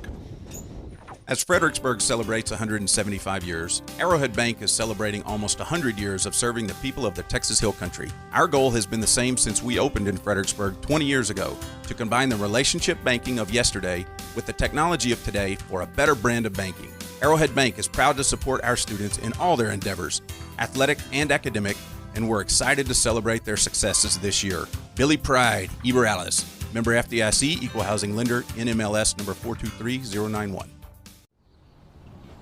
Nature and beauty along the fairways at Lady Bird have a way of slowing life down. While the front nine features significant elevation changes and the tranquility of Live Oak Creek, the back nine stuns with its panoramic vistas of the surrounding hills. As the home of the Fredericksburg Junior Golf Foundation and the Fredericksburg Middle School and High School golf teams, all of us at Lady Bird Johnson Golf Course are proud to support our community's tradition of excellence. Lady Bird Johnson Golf Course. Practice, play your way. All of us at FBG Live want to thank you for tuning in today. Lots of you have asked how you might support our video production. Well, if you want to grow your business, we know just the place to advertise. But here are 3 other super simple ways anyone can help. First of all, just tap the like button on this video. That helps us reach a broader audience, which in turn helps our sponsors who make it possible for you to watch. Secondly, subscribe to our channels and tap the notification bell so you get alerted whenever we go live. And finally, and most importantly, patronize our sponsors. Shop at their stores, enlist their services. Heck, if nothing else, just give them a call and tell them thank you for making it possible for you to watch today. It is a joy to serve our community through live video production, but we couldn't do it without you or without our sponsors. We hope you enjoy the rest of the show. And we're back live here, Fredericksburg Battling Billy baseball field. It's a little chilly tonight, Scott, for baseball, but at least the wind's not hitting us. It's coming from behind, so it's not in our face, and we can leave the windows open, so it's not that bad. Yeah, we're inside. Yeah, there's definitely been worse. Cloudy with the starting off another curveball, but it was low. That might be one of the first time he didn't start with a curveball strike. That's exactly right. Well, Weston did a good job taking it. That's right. He almost chased it. And there's a little fly ball back behind first base. The Bermuda Triangle on the right side. Yeah, the right field Bermuda Triangle. So that means Weston Herber's going to get another shot with a 1-1 count here. He'll want that. He's glad to get that swing back. Yeah, we were just talking about during the break how, Cloudy done a good job throwing strikes. I think he's thrown about, 75% strikes? Yeah, 37 pitches, 24 out of 37 strikes. I'm not sure. You're the finance guy. Maybe you can calculate that in your head, but it's a lot. 12, 24, 36, you can do that. That's about 66%. So yeah, 65%, I guess. But behind Weston Herbert here, 3-1. So Battling Billy is trying to get this leadoff runner on base and claw back their way back into this game. We're using that reverse psychology. That's right. That's it. So good. And again, leadoff hitter here. A take is not a bad thing here. Leave it in the umpire. There you go. Yep. Good. It wasn't even the borderline pitch. So catcher going to go out and have a talk with Cloudy. Yeah, the old leadoff walk. Let's hope it pays dividends for the Billies. You got your 3, 4, 5 hitters coming up, and really, you look below that. I mean, there's good hitting. I mean, we got good hitters. Yeah, but we got a lot of pop right there. Threadgill can do some damage. Durst can do some damage hitting the long ball. You got to win like this. Yeah. We'll see how they decide to play it. Durst, first pitch swinging. Down by 3, you're not going to be typically you're not going to be playing that small ball where you bunt, but I'm looking at the third baseman. Yeah, and that's almost a gimme. And he's back. Yeah. And he's off the line, and Durst, I'm sure, can fly. And there he's going to try it. And what I like about that is even if he doesn't like that, he's going to stay up. Yeah, now he's moving up. And you increases your angles, on the Bermuda Triangle just got bigger. It got a lot bigger. And it's the same theory as softball, right? I mean, you're when you move him up. Yeah. Well, and he's got a good little inside-out swing, where he could slap one by him. Yeah. Now he's moving back with 2 strikes, but yeah. See what Durst can do here. He was just out in front of those of his 2 swings here, 2 foul balls. See if he can. Hopefully he'll stay back if he throws a curveball. Yeah. Hit a gap. Cloudy set. High fastball. Durst takes it. 2 balls, 2 strikes. Be nice to get that runner to second base. Oh, yeah, it would. Durst waiting. Good job battling. Yep. Out in front again, but pulls that one down the first base line. He's thrown him a couple of change-ups, so. Yeah. I'm thinking Uncle Charlie might be in order here for him, so hopefully he's ready for it. For those viewers out there, that's a curveball. Ball low, that borderline pitch there, it was down. But full count now here for Durst. Yeah, big pitch right here. I mean, you can't really send the runner, but you're not worried about a double play so much with, I shouldn't have said that. Yeah. He hit that ball too hard. Yep. Yeah. The old 4-6-3 double play turned by the Greyhounds. That's Pechakchik to Johnson to Hendricks for the double play. God, he hit the ball so hard and then hit it right at him. Yeah. And if he hits that thing 3 steps to the right, it's not a double play. Yeah. That's baseball. But, tip your hat to Bernie, too. Yeah. They threw strikes and they made the play. That's right. So, but that was a good job battling by Durst as well, staying in the at-bat. There was your Uncle Charlie. Yeah. That's a pretty big bender right there, but called a ball. It is. He throws a slow looping curveball. Threadgill. 0 for 0. He walked his first time up.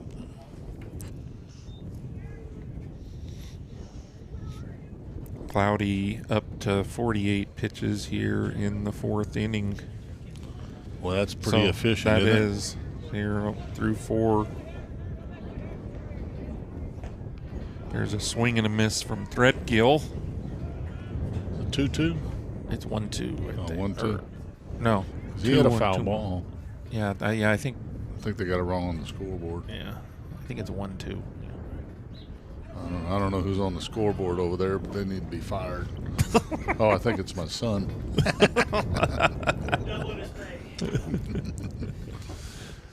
2-2's the count. Having to correct the scoreboard. Yeah. They got it straightened out now, so Dad's happy. Threadgill. Boy, good job, Drake. Fights off that borderline fastball pitch. You can't take that with 2 strikes. And did a good job. I mean, you don't leave that up to the umpire there with 2 strikes, and he got the bat on it. So live to see the next pitch. And here it comes from Cloudy. Threadgill swing and a miss. That's going to do it in the 4th inning. Greyhounds up 3-0. We'll be right back. The Inside Story has been family owned and operated since 1981. The Inside Story is your custom decorating center with in-house designers, and the owners install your flooring too, so you know satisfaction is guaranteed. They sell carpet, wood flooring, ceramic tile, luxury vinyl, area rugs, wallpaper, paint, and much more. See the Inside Story's extensive showroom, Highway 16 South in Fredericksburg, online at theinsidestorytx.com. Local high-speed internet in Gillespie County. Use it for work, fun, and everything in between. Advanced parental controls, online protection, simple, safe, smart. Get connected at nextstream.net. What is the FISD Education Foundation? Since our inauguration in 2018, the Foundation has financially supported teachers and students from all our campuses achieve academic excellence. Our fundraising efforts help offset the adverse effects and depletion of resources brought on by state Robin Hood policies. Visit FISDkids.org to learn more. The FISD Education Foundation, partnering with our community because we're better together. Top 5 reasons we love Gaddy's in Fredericksburg. Number 5, their student-teacher lunch discount. Number 4, their all-you-can-eat buffet. Number 3, they have a huge variety of fresh veggies at the salad bar. Number 2, Gaddy's Pasta and Pizza is always hot and ready. And best of all, they even do the dishes. Gaddy's Pizza, Highway 16 South, across from the fairgrounds. Segner's Jewelers is a proud Battle and Billy sponsor and big fans of our hometown team.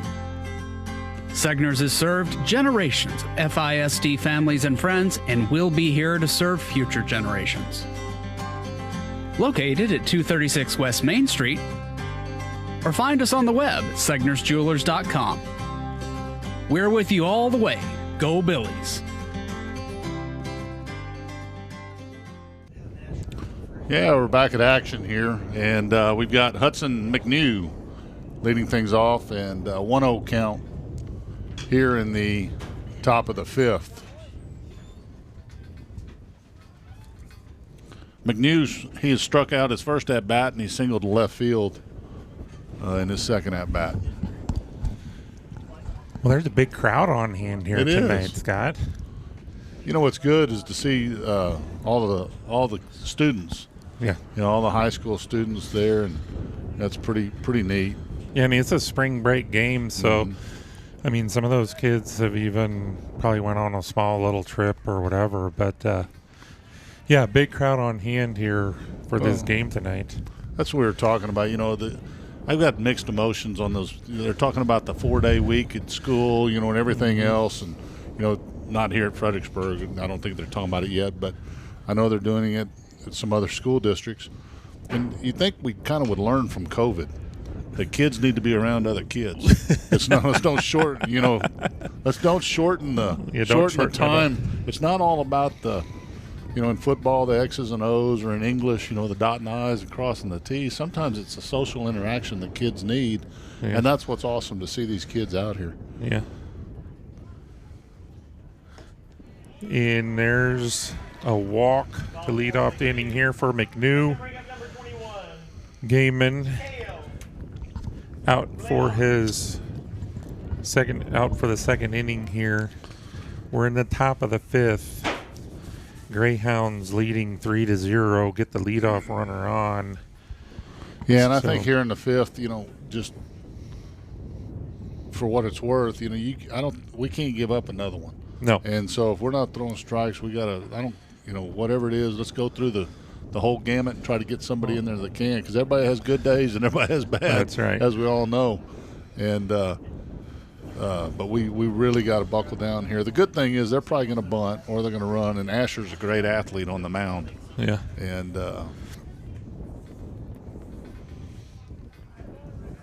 yeah, that's a courtesy runner or pinch runner, number 7, Jackson Grimes. Ball in the dirt there. Good block. McNew was the DH, so I guess that's considered a pinch runner. It right? would be, yeah. That's a pinch runner unless it's the guy that was playing in the field. But then he'd be, you know, have to re-enter, and he's not. Yeah. There's that bunt. Yeah, there's the bunt. Gaiman fields Good, it. Get it out. Attaboy, good play, Aiken. To first, for the out. Aiken had to step across the line there to make that play. You know, that's not as easy as people think. No. You know, you got a guy barreling down on you, which, of course, Aiken's pretty – he can handle his own. That's right. But I don't think they wanted to run no. into him. Here's the replay of it, West End replay. Gaiman gets it, and if it comes into play here, yeah, there you can see. Nice play by Aiken. Yeah, it was. So runner in scoring position now, and you got Walker Hill at the plate. This is a big deal right here. I mean, we all know it. Yeah. Try to strand that runner at second. There's a ball in the dirt, and Grimes going to move up from second to third on that wild pitch. Yeah, that'll move the infield up, and boy, just increases. You're almost at a situation you probably want to move the outfield up too, like you would in a end of the game scenario, because we don't want to give up another run, and that's really gambling, but that's almost the situation almost calls for it, because the Texas leaguer becomes even more evident here, and the chances of that is bigger than a 9-hole hitter hitting one over your outfielder's head. Yeah.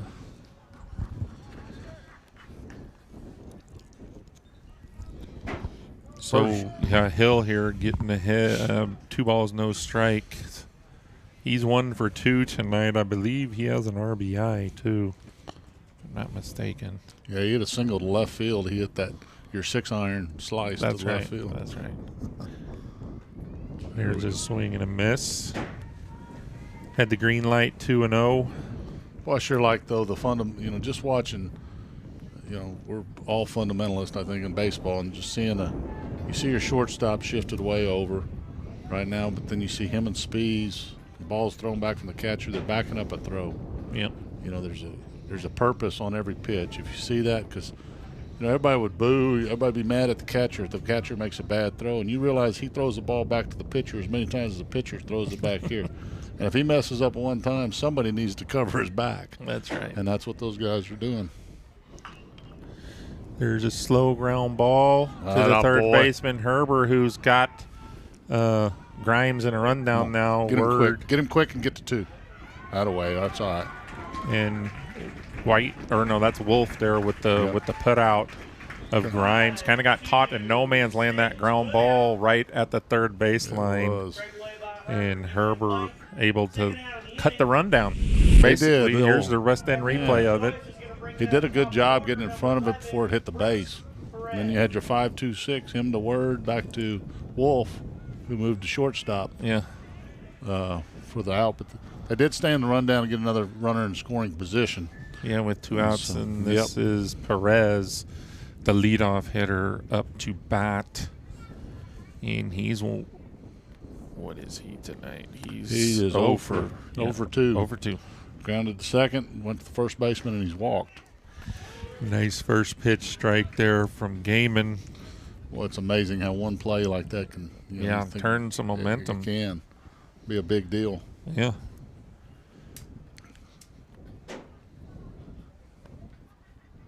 So Wolf holding on the runner at second. Hill. Gaiman got a little life on his fastball here, a little pick-me-up with that play, like you said. Kind of gets you in a new frame of mind, and Gaiman capitalizing on that. Yeah, it got another little dose of energy right there. That's right. Because he was feeling down, not throwing strikes, and then all of a sudden, next thing you know, hey, I can get out of this thing. That's right. That's here right. He is 0-2 on the leadoff hitter. Ooh. Ended up hitting him, though, with the breaking pitch.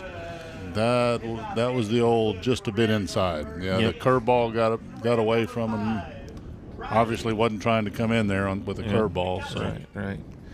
Well, hey, 90,000 viewers have enjoyed Billy's.live so far this year. Be sure to subscribe and tap the bell so you can get notified whenever we go live. We appreciate you joining us today. Hit that subscribe and notify, and you can see what's going to happen on Billy's.live right there on the internet. The schedule is posted, so you can go check it out and get notified when we go live. So Gaiman now facing my favorite pronunciation, Pechakik, or Chick, Pekachik. Paige is helping me from the trailer, which I think, and apparently Paige was in high school at the same time this kid's dad was in high school. So Pekachik. That was a few gray hairs ago. Yeah. I didn't know you went to high school, Paige. No, I know. So Gaiman, 1 ball, 1 strike here, really needs to find a way to find this final out of this inning. And there's a little nubber. It's spinning. Let it go. Wow. Word picks it up, foul ground, so that's a foul ball, but 1 ball, 2 strikes. Now we're 1 strike away from getting back into the dugout, Scott. Yeah, that's what we want. Get those bats rolling. Oh, we're going to get them rolling. I haven't brought it up yet, but they got a no-hitter against us, which just means we got a lot of hits stored up for the last. We got a lot of hits stored up for the last 3 innings. That's right. Hill with a lead off of second base. He's wandering off a little further each time, it seems like. Yeah, it almost. No, don't throw it. Yeah. That's a good decision. Yeah. Good decision. We got 2 strikes on the hitter. Let's just. Yep, 2-2 now. Now we got 2 runners in scoring position. Here's the This is really a pretty good block. I mean, that was a tough ball to block. I mean, that thing's 3 feet outside. Yeah. And he got out there. He did. He did a good job. They were still able to advance, but yeah. So Gaiman comes in there. Herber, ground ball nice right play. to him. Flips over to Great first play. base. Aikman, 5-3 putout. That retires the side. No runs in the top of the fifth for the Greyhounds. Greyhounds lead 3-0. Billies need to get the bats going. We'll be right back. Hello, my name is Greg Nebgen with 4N Cattle Company. I want to talk to you a little bit about J4 Trailer and my experience. So I was looking for a new cattle trailer. Stopped by, talked to Josh, customized what I wanted. I own a local business. I want to do my business local. Prices were very competitive. I looked at trailers everywhere. They were $1,000 cheaper, if not more. I was going to buy local anyway. They beat everybody in price. And then they even delivered it. J4 Trailer, that's where I got mine. Texas Hill Country Orthopedic, the official sports medicine provider of the Battling Billies. Our board-certified and fellowship-trained doctors provide personalized and comprehensive bone and joint care for all ages. We utilize the latest technologies like platelet-rich plasma treatments, and also unique to the Hill Country, we offer anterior hip replacement. Whether you've suffered a traumatic injury to your shoulder or are just tired of dealing with arthritis pain in your knees, Texas Hill Country Orthopedics and Sports Medicine is here to help. Strayer & Offers has been going strong since 1928. They specialize in tires and tire repair, wheel balancing, front end alignment, brake repair, tune-ups, oil changes, belts and hoses, complete auto repair. Make sure you check out the Kawasaki mules and custom-built trailers ready to go to work for you. For quality Chevron products, Strayer & Offers, 509 South Adams Street, Fredericksburg. Call 830-997-4382. Check them out online, StrayerAndOffers.com.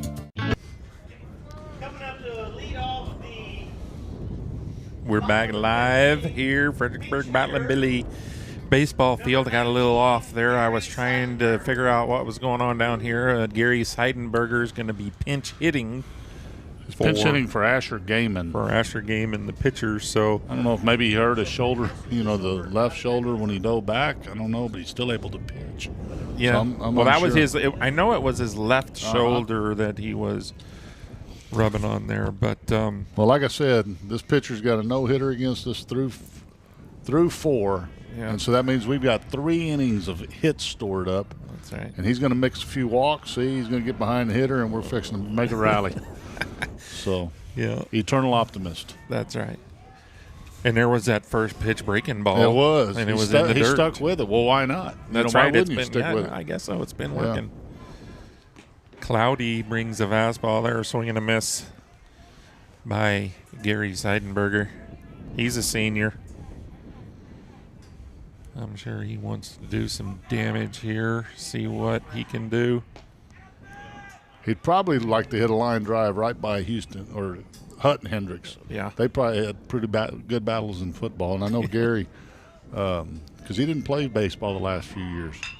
And that may be trouble. There we go. There's an error. Gary puts the ball in play hard at the third baseman who misplays it. And Seidenberger is going to be on first base, second inning in a row. Billy's get the leadoff runner on. Let's see if we can do something with it this time, Emil. Yeah, we got word up here. In the words of the Rocky Balboa movie, they're cut. They're cut. So we got some action, mix in a walk and an error, and then all of a sudden big hits. And guess what? Yep. Things are going to happen. So word is squares around the bunt. Seidenberger getting off the base there pretty far. Catcher there, Blaylock. Thought about throwing to first. And Seidenberger ends up in a little pickle here, getting picked off. And he's going to get tagged out by Hendricks on first base there, wandering off just a little too far. So that's going to be the first out of the inning. And that's one of those situations it's just hadn't played base. You haven't seen a lot of left-handed moves in the last 4 years. Yeah. And he's got a good one. Yeah, he does have a good move. Yeah. Okay, we got to regroup, and see what happens. Well, there's a swing and a miss by a word. So 1 ball, 1 strike here. We are in the bottom of the 5th. Billy's down 3-0. Been a pretty well-played game so far. Greyhounds. Cloudy. He's up to 60 pitches now. Here going into the 5th inning. So he's keeping his pitch count down. Word waits, fouls that one straight back, had a nice cut at that pitch from Cloudy. 2 balls, 2 strikes.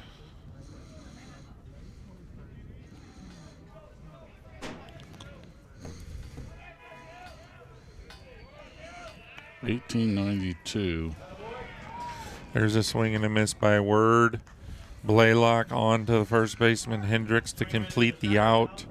So that's 2 outs. With 2 down, going to bring up your first baseman, number 27. Colton. Probably is, but wonder more where it came So from, the story where it came from. that's going to bring up Coy. Well, not Coy Aiken. Colton Aiken. It's his dad. So Aiken up to bat here. And we much prefer Colton hitting versus Coy. Yeah. Just for the record.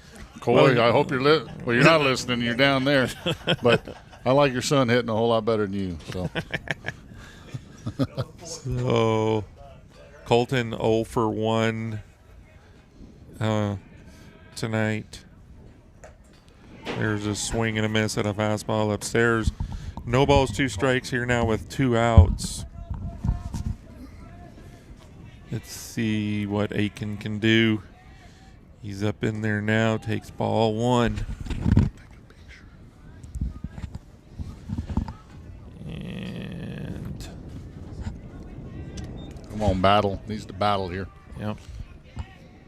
No. There's that backdoor That's a curveball wicked for pitch, strike 3. right. That is. That's Yeah. a Major League It Baseball. is. That is a aren't gonna good hit pitch. that. So you tip the hat to the pitcher there. After 5 complete innings, Bernie winning 3-0. Here's a West End replay of that pitch, and yeah, that's not a ball that most baseball players were going to put in play. So we'll be right back with the 6th inning. Billy's got 2 innings left here to dip into this lead. At the Real Estate Advisory Team, we know the Texas Hill Country, and we know Texas Hill Country Real Estate. With the Real Estate Advisory Team, you'll have a team of experienced local professionals who value honesty and integrity and work tirelessly to help you achieve your real estate goals. Give us a call or stop by today. We would be honored to help turn your Texas Hill Country dream into a reality. Go Billies! Hill Country Refrigeration has been providing the Texas Hill Country with quality heat and air conditioning service, installation, and repair for 47 years. They offer dependable, friendly, and professional customer service. Robert and Clara Ann Almers founded Hill Country Refrigeration in 1974, but have been enjoying Battling Billy sports for a lifetime. The Almers family are born and raised Billy fans. 4 generations, that is. Hill Country Refrigeration, where customizing comfort is their award-winning game. From one winning team to another, best of luck, Billies. Local high-speed internet in Gillespie County. Use it for work, fun, and everything in between. Advanced parental controls, online protection, simple, safe, smart. Get connected at nextstream.net. Please join us in keeping Fredericksburg and Gillespie County special. Be Texas friendly. Share the road. Put litter in its place. Respect private property. And protect our dark skies. Thank you for caring about our community. And we're back live here for the top of the 6th inning. Asher Gaiman, after being pinch hit there by Gary Seidenberger, back out onto the mound, re-enters the game. And he's going to face the 3, 4, and 5 hitters, Scott, for the Greyhounds. Yeah, just need to come at them. You know, again, the thing that's killed us is we played great defense. I mean, we really have. Yep. When the ball's in play, it's just the walks. You know, they only have 4 hits. Yeah. Nope. There's There you go. a That's shot all right. up the middle. Speeds gloves it, but Johnson makes it to first base there on the infield single. So number 2, Preston. Jace Preston, yeah. He comes up. He's doubled, he's singled, and he walked. Yeah, so he's 2 for 2. He's got 2/3 of the hits there for the Greyhounds so far tonight. So he's going to step in to face off against Gaiman. I'm sure the Greyhounds would love to get an insurance run here with the leadoff batter on. He's took off for a steal. Word. Oh. Well, he got close a play great down jump. there. Yeah, he did get a great jump. It's still a close play. It was. Ends up getting in there safely. That was a good throw there. It really was. Very likely, you got your 4-hole hitter. I don't know. I don't think he'll bunt here. So here's a West End replay. Nice throw. Yeah, word coming out of there quickly. And if he hangs on to that, he might have called him out. Close play, though. Bang, bang. Yeah, he was positioned well and everything. Just didn't catch the ball. Yeah. Gaiman. Well, that kid's pretty active on the bases, I will say. Johnson's just looks pretty instinctive out there.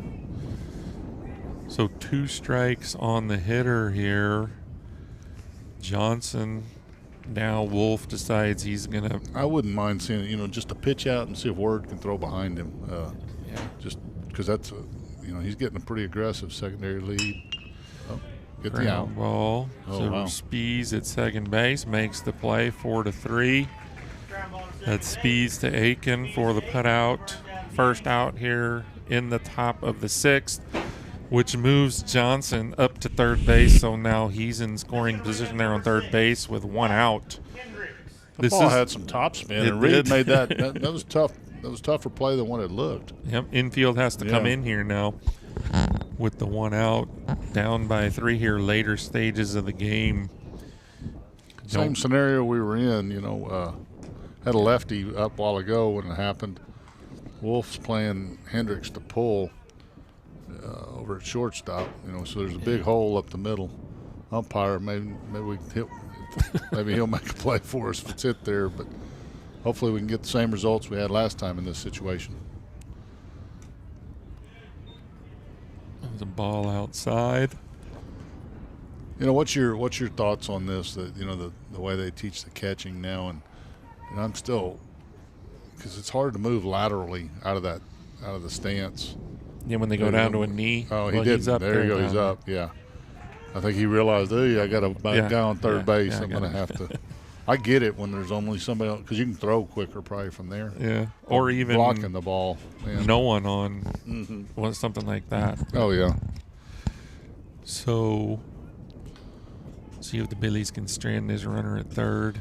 Gaiman really working away here to Hendricks, trying to get him to chase. 3-1 now, so a walk again probably isn't the worst thing that could happen here. Although we've been talking about walks aren't really what you want to do, but it'll put a double play in order with Cloudy on deck. There's ball 4. Yeah, the problem is Cloudy probably runs pretty well. Yeah, and he's on the left side. Yeah, it's hard to double up, and we definitely can't give up that other run. So it looks like the middle infielders are going to play kind of halfway. And the hardest thing, I think you and I have talked about this in the backyard a few times, but one of the hardest things to defend right here is a bunt. Exactly. Just a regular old bunt, and first and third. Yeah, it's people like to steal and take. Well, then they're going to move the infield up, and that was a borderline pitch. And that was so Cloudy, who's 0 for 2 tonight. So the West End replay here going to show that previous pitch. Yeah, maybe a little low. As a pitcher, you want that call. Oh, yeah. There's no doubt. Okay. There's a swing and a miss. Strike 1, so 1 ball, 1 strike. You're 1 out in the top of the 6th. Billies need to find a way to strand these runners, get back in that dugout, get the bats going. Give a shot to the middle infielder for a double play. That'd be good. Just outside. Dadgum. Close one. Yeah, he's not giving much. No, and he's got that tail. He's got a little run on his fastball too, which makes it those outside pitches end up a little further out as a result of that movement. Gaiman comes set. Greyhounds so far content just to leave. Yeah, they are. They're more interested in just getting this one run in. They don't want to. Yep, you're right. They don't want to throw any gamble out there and giving up an out. And then you got 2 outs with a guy on third. That doesn't do you any good. There's ball 4, so now bases are loaded. 1 out here, and that's going to bring up number 38. Hudson McNew. Who, what's he? He is struck out, singled to left, and walked. Okay. So word's going out to talk, and we also got Coach De La Cerda coming out to talk to the umpire about something. Yeah, that'll give us a good time to give a special thanks to our title sponsor, Hill Country Pest Control. Everyone wants a happy home, but the biggest challenge is keeping the pests out. So call Hill Country Pest Control and ask how they can turn your house into a pest-free home. Hill Country Pest Control, 830-997-5080. Oh, Brad Evans down there, class of 1991, making it all the way to the semifinals of the state tournament. Ended up coming up short, 1-0, but glad to have him as the title sponsor. Boy, and his parents spent a lot of time watching some baseball, didn't they? That's right. Huge baseball fans. This is good. And Coy Aiken did respond a while ago, by the way. I guess he is listening or watching and down there. And Coy, the only thing I'll say is probably better that I would have taken you over your dad. But that's about it in that situation. Good folks, Aiken family. They really are. So yeah. Anyway, hopefully we can get I'd like to see a ground ball right to Colton Aiken. Come, just throw it to the plate. And if we get a double play, great. Yeah. Middle infield playing for the double play here. There's a fly ball to center. Durst didn't see it at first. He's ranging back now. It gets over his head. He lost that ball when it came off in, or Threadgill. That's Threadgill in center. Sorry, I had the name wrong there. Threadgill didn't see it off the bat. Ended up getting over his head. So that's a 2-run double for McNew. You know, it's a time of night right now. Yeah. You know, we've got brand new lights, we got everything else, but it's a time of night where, you know, dusk is here. Yeah, it's hard to pick up the ball. It is. Plus, normally on this field, the wind's not blowing out to right center, and that ball doesn't carry that far. No, you're normally. right. I mean, usually we got south wind, it's blowing in from left, and those balls hang up in the air a little longer. But needless to say, nice swing there by McNew. And that's going to bring up number 42. That's Ryan Hooper. Ryan Hooper. Ryan Hooper's pinch hitting. Yeah. So we just got word, too, from the trailer that on that play, the center field pitching camera there may have gotten out of a line there on that play, but you can see it there. Just not quite as straight as it was before. Gaiman gets the ground ball to Wolf, who throws over to first. To Aiken for out number 2. Holds the runner at third base there, Scott, with 1 out. That's a pretty big deal. Yeah, that's a real big deal. Another run. I mean, it is 5-0. Billy's still have 6 outs to work with, but you don't want to be down 6-0. No. You know, you really do have to tip your cap to our defense. There we go. Come on, make a play. Make a play. Oh, that's easy. Wolf Okay, got back there. I thought it was going to be one of those Texas Leaguers. Yeah, the Texas Leaguer. Well, we're going to find out about those Texas Leaguers when we come back here in the bottom of the 6th inning. We'll be right back on Billy's That Live. This broadcast is supported by Votive Hospice, a family-owned hospice founded by Fredericksburg natives. Votive Hospice is Fredericksburg's only joint-commissioned, accredited hospice and Fredericksburg's first community-based palliative care, which means their team can help you and your loved ones prior to needing hospice at no cost to you and your family. Knopp Healthcare's palliative care program was just recently awarded accreditation by the Joint Commission in 2022, and that makes them Fredericksburg's only accredited palliative care program. VotiveHospice.com. They're with you. Welcome to Creek Street Dental, where we strive to treat our patients with compassion, kindness, and care. We utilize the latest technologies in our commitment to your family, offering cone beam technology, cosmetic dentistry, and sedation dentistry so you can sleep through your appointment. Stop by and meet our newest addition, Dr. Monica Montgomery, from the Fredericksburg High School class of 2014. Creek Street Dental on the corner of Creek Street and South Adams in Fredericksburg. And we're back live here. Paige back in the trailer, going to give us a little replay of how the pitch cam ended up getting knocked out. Here's the ball in the air, and let's see what happens here. Yeah, Threadgill bumped into the wall there and gave it a good shake, but it's still working. So nice job, crew, keeping the cameras going. Let's get these bats going. I think dogs, we cut them a little bit, and we got a base run early on, and now we got Sam Seidenberger leading things off. Number 6, Sam Seidenberger. Yep. Well, the last 2 innings, we've gotten that leadoff runner on, so let's see if we can make it 3 in a row here. I agree. That's what the doctor ordered. Give you an idea. I mean, he's hitting 8th in the lineup, and this is only his second at bat. And their 8-hole hitter has hit 4 times. Yeah. They've hit through the order 4 times. So, that gives you – we were just talking during the break. Our defense has kept us in the game. That's right. They really have. We played tremendous defense because we've had 9 walks and 1 hit batter, and they've only had 6 hits. So to hold them to 5 runs is a feat. So that's right. Kudos to our defense. See, there's that throwback from the catcher. That's right. That's right. Just nobody was on. Yeah.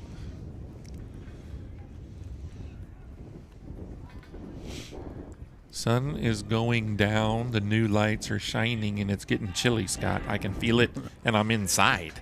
Yeah. If you were in a hunting blind, it wouldn't be so bad because you'd have a lot more clothes. Huh? Well, I might need a spotlight if I was. But Sam Seidenberger in the bat here. Be patient. Yep. Evens the count, 2 balls, 2 strikes. But I don't, no balls. See what Seidenberger can do. Almost got hit by that pitch. Yeah, and this umpire would have let him go to first. Yeah. Didn't work last week. What he's referring to is last weekend, Sam Seidenberger was at bat in the last inning and got hit by a pitch and got called out. With 2 outs. With 2 outs. That's how the game ended, folks. Yeah, with the guy on base. Yeah, 5-4 game. Yeah. So, needless to say, it's full count here, and Seidenberger stands up in there. He does crowd the plate. Calls time. That's one thing I was wondering there, Scott. I'm looking down there at home plate, and I don't see a batter's box. Yeah. And I definitely don't see a line in front of the hitter. Right. Yeah, so how does the umpire judge what is considered? Exactly. So it's, there is rules for that, but so the total distance from there is actually it's 6 inches, but the umpire, if he has no line, he eventually has to draw a line and say, with the bat or something. He does. He's got to tell the guy, wow, borderline pitch, we like it. Lead off walk. We got another 3 innings in a row, got that leadoff runner on. See if we can do something with it. That's going to bring up Nathan White. And Wolf on deck, if I'm not mistaken. Yep, he is. Be back to the top of the order. White's 0 for 1. I think he did he ground out? He struck out. Okay, he struck out. He's going to bunt here. And it goes foul. So Billy's trying to get on the board here, get in scoring position. See what De La Cerda dials up here. No balls, 1 strike. Down by 5 here late in the game. We're in the 6th inning. Need to get several runs. There's a swing and a miss. Colton. Cloudy, not Colton. His last name's Cloudy. I got it mixed up. Only thrown 75 pitches thus far. Scott. I know. That's amazing. It literally is amazing. He's a crafty and lefty. And there's a changeup. Swing and a miss. Strike 3. Got White out in front, so 1 out now. I'm trying to look here at these totals. He's thrown 77 pitches, 47 strikes. And that's just because he's thrown a few ball, walked a few people in the last few innings. 7 strikeouts, 3 walks, no runs, no hits. Very efficient. Yeah. Very, very efficient. So Cloudy comes set Seidenberger with his lead. And you hate Wolf to judge, like compare him to, but he almost pitches. Remember Tom Glavine? Like how couldn't throw over probably 85 miles an hour, but sat there and got people out all day long just because he could change speeds and didn't walk people. That's right. Plus, there's a curveball. Full disclosure, back then they gave him about 2 to 3 inches off the plate. He got a bigger. He had a little bigger strike zone than they do today. Yep. 1 ball, 1 strike here. Wolf takes ball 2. Just find a way to get on here. If we can get a couple more guys on, then hit a gap and then hit a homer. You know, the pressure starts to mount then on the defense as well. There you go. Wolf takes a pitch outside, so 3-1 now here. Billy's Live with another fine production of Battling Billy Sports. We want to give a shout out to Paige Finley just for keeping this thing going and bringing all these games to our community. Foul straight back, 3-2 now. We had a good cut right there. He did. Good swing. He had a good pitch to hit as well. Yep. It just barely missed it. I might have to close this window, Scott. I've had mine closed the whole time. I can't close it all the way. There's some wires going in there, and I don't want to, break some damage. That's a borderline pitch inside, called third strike. As Wolf goes down looking. 2 outs now here, bottom of the 6th. Weston Herbert stepping into the plate for the Billies. Yeah, boy, that was a borderline pitch that it was. Sure wish would have went our way and see what would have happened. And there's Good that. take. Yep, first pitch curveball. I'm going to say at least 75% of what he's thrown has been first pitch curveballs. Oh, yeah. And he's got a pretty good one. He does. He throws it for strikes more times than not. And he's got a good changeup. Doesn't throw overly hard. I mean, I wouldn't say probably 82. Oh. There's that pickoff move. I'd be curious to know how hard he throws. And it's hard to tell up here. Yeah. It just, I've got the worst angle from behind, but just seeing it, I would guess 82, 83. Yeah, somewhere in there. Maybe a little more. Who knows? Yep. There you go. There's a base hit. Hold up. To right field. There you go. 2 runners on. Bye-bye, no. There's the first thing. That's right. That's it. So Weston Herbert gets the first hit of the night for the Battling Billies off of Cloudy. And here's the West End replay of it. Nice inside-out swing, punching that ball into right field, which is just what the doctor ordered for the Billies. I mean, now you got Braden Durst coming up here, one of the top hitters for the Battling Billies. See if he can keep this train moving. And we're going to have a visit to the mound. 44 years of coaching, and he gets nervous over one hit. Yeah, they got one hit. Well, this is a good time. Let's have an explanation of the Texas Leaguer. I really don't remember the whole deal. You don't remember if you want to know the truth, because Russell was reading it, and half the time when I'm listening to my brother, I don't listen. I'm going to be real honest. Okay, well. There were actually 3 different versions, but it goes back to May of 1892, I can tell you that. Well, that's a long. Did they play baseball back then? That was the first version.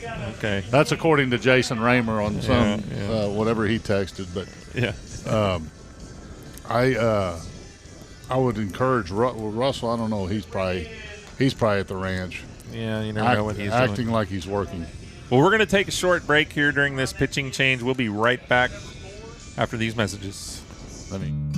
My name is Rick Barangi, and I'm the owner and founder of the Long Neck Manor. I met Donnie several years ago because I was building a state-of-the-art barn for my giraffe, 10,000 square foot barn, and there's nobody in the area, not just Fredericksburg, but in the region that could understand the complexities of building such a structure. Donnie's team is amazing. When they come out here, they're very professional, they're quick, they're thorough. You get a product even better than you expected. Fredericksburg Veterinary Center takes care of animals of all sizes, little bitty small ones and great big tall ones. They'll treat your furry friends just like it was their own. Doctors East and Eckert can do all sorts of stuff to help them, like x-rays and blood work, surgeries and sonograms. They'll even work on their teeth. And if your animal is sick or something, they'll even go to your ranch or house to help them. Give them a call or visit them online at fbgvetcenter.com.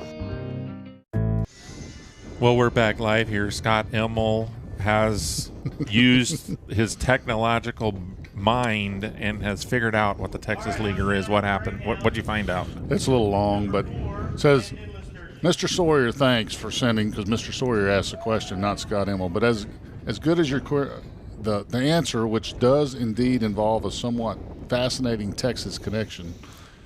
First, he said, a Texas Leaguer for the uninformed and perhaps is a bloop over the infield in front of the outfield that was not hard hit.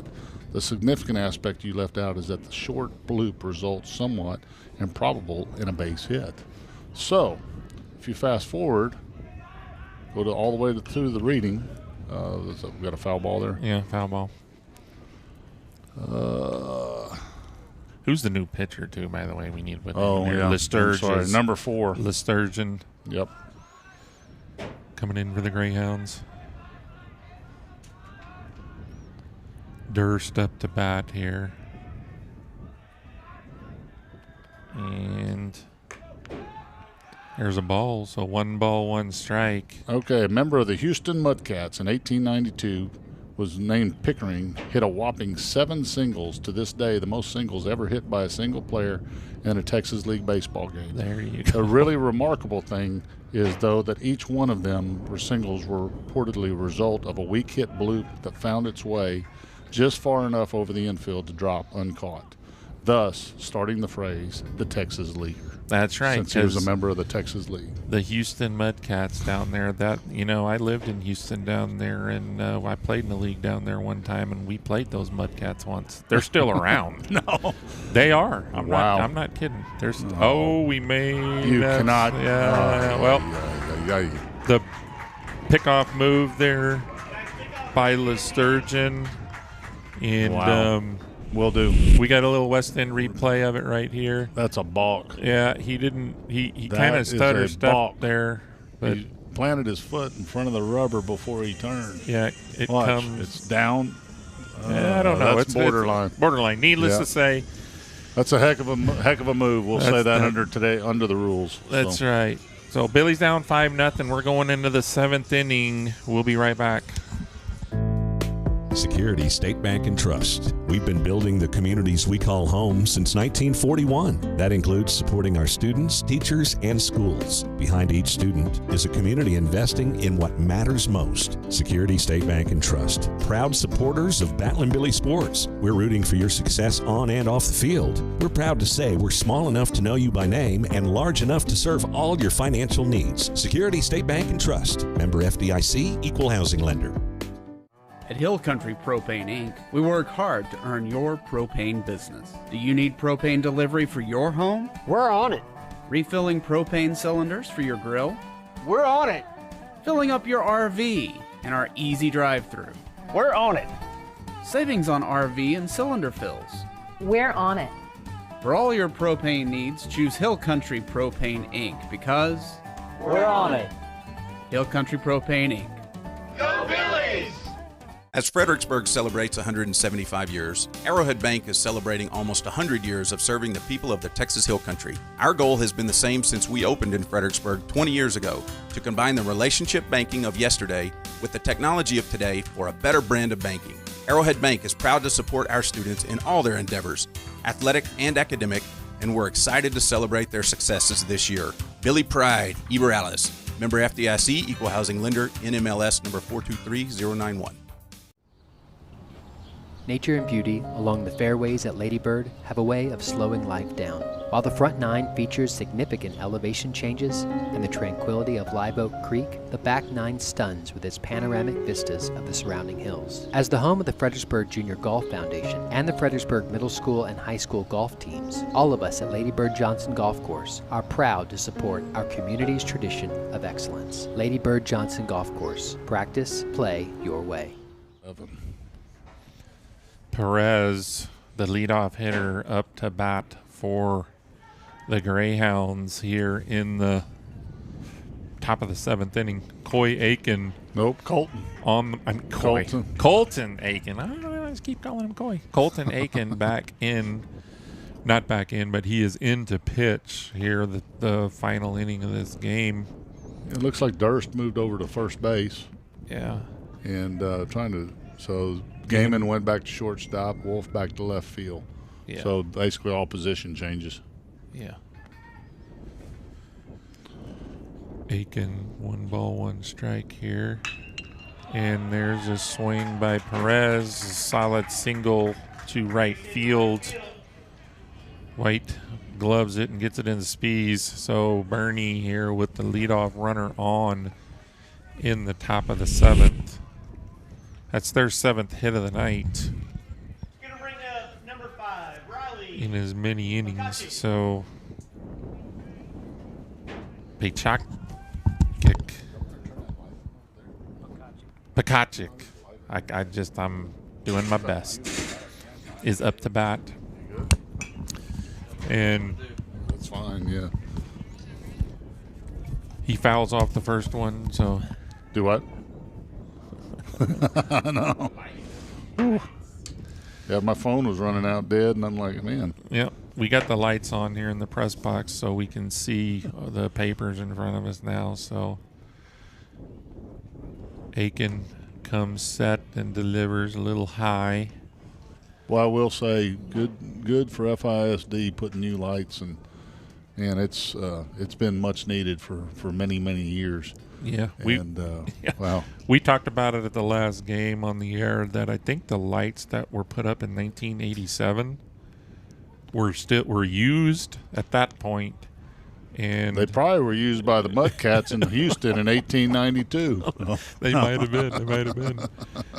But long overdue on the replacing of these lights, and they are nice. So, and you know what? Nice job. And kudos to, because I know there's a lot of people out there that are listening that helped build this field, and all the work. I mean, all the work that went in to build this field, and the donations, and the time and labor, and quite honestly, just to get the lights back then was a big deal. It was. So, and they lasted a long time. Aiken comes set, and there's a shot up the middle. And that's going to get the first two runners on here for the Boerne Greyhounds. Brings up Johnson, who I think today he is 1 for 3. Boy, he did a good job. That on that replay, that was a high fastball, and he got on top of that thing. He did. And it was definitely above the belt, and really ripped it. There's the up West by End the replay. letters. Yeah. Got right on top, drove it up the middle. Aiken working out of the stretch here. 2 runners on here for the Greyhounds. And there's another single up the middle. That one not quite hit as hard. That's going to get a run home. And on that throw, Johnson going to move up to second base. So now here with no outs. That's 3 singles in a row. Oh, yeah. And Boerne has scored a run and has 2 runners in scoring position here with no outs. Going to have to force the Billies to move in on the infield. And you got Preston at bat, and he's doubled and singled and ground out in a walk. So, yeah. But it is. Yeah, so they batted 5 times, and the amazing thing is, I'm going to brag on the defense. We played great defense with that. They've got 9 hits, 9 walks, and 1 hit batter. So that's 19 base runners that have been in play, and so we've done a good job defensively to hold 13 of them so far. That's right. Keep them off a home plate. So it's 6-0 here. Coach De La Cerda on a mound visit. We're going to take a short break. We'll be right back. We love living in the country. My husband works from home, and I teach our 5 youngest children here as well.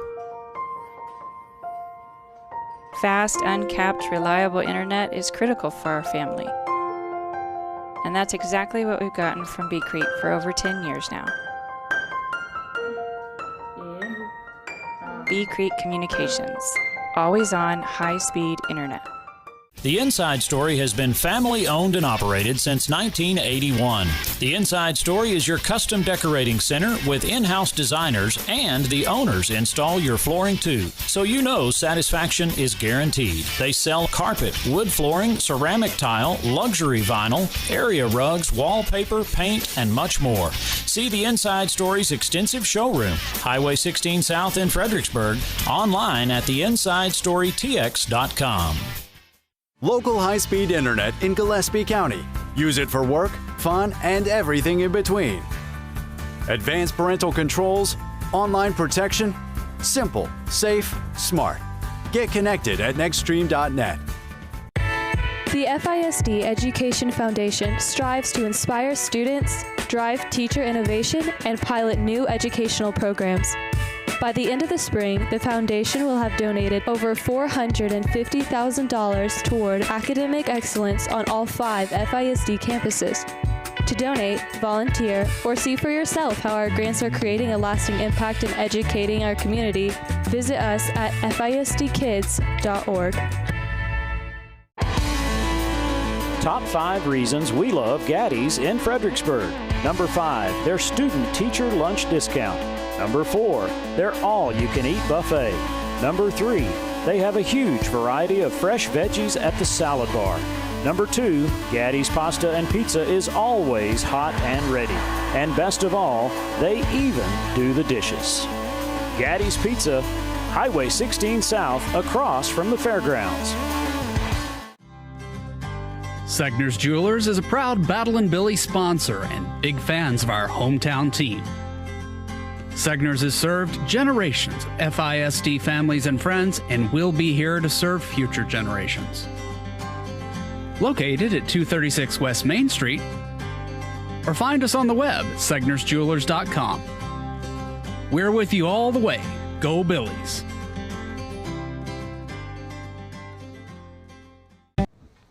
So we're back live here after Coach De La Cerda had a conversation on the mound, decided to bring Asher Gaiman back to the pitcher's mound. Last week we talked about this, Scott, and I was under the impression you couldn't do that, but you kind of straightened us out on the rules there. Yes, you can bring, as long as he's never left the, well, actually, even if he left the game, you can re-enter a starter, but he never even left the game, so you can bring him back on the mound. And so, you know, when they originally they pinch hit for him, and then he came back into the game. A starter can re-enter the game as long he can come back to pitcher, he can go to catcher, he can go to any place. It's just like any other position. Yeah.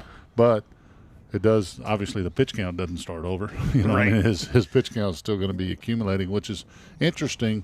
Be interesting to, you know, discuss bringing him back, because in this situation, I understand why Durst is not coming in. You know, obviously. Yeah, he's pitching in 2 days. He's pitching in 2 days, but there's some other, you know, it's just interesting. I'm not sure what happened to Aiken. You know, Aiken was looking like he was holding his arm or hand or something. So, not sure of that, but he stayed in the game. So, He keeps looking at his hand. So, anyway. Well, after all that, it's 1 ball, 1 strike here to Preston, who's batting with 2 runners in scoring position here in the 7th inning. 1 run already in, no outs. And I was trying to look up Preston. And you're acting cold, by the way. Well, I got the window in front of me open, Scott. I'm fixing to close it, or we're going to switch spots. What do you want to do? I don't know. So, Gaiman. I was trying to look to Gaiman. He's up to so many pitches, I'm not sure. Here he is, Gaiman, 57. So you don't want him to go too high, so you can still possibly use him Thursday against the Wimberley. That's why I was saying it was interesting. There was a good pitch. Called the ball. In terms of number of pitches, because then you have Aiken, and then you have the staff after Durst.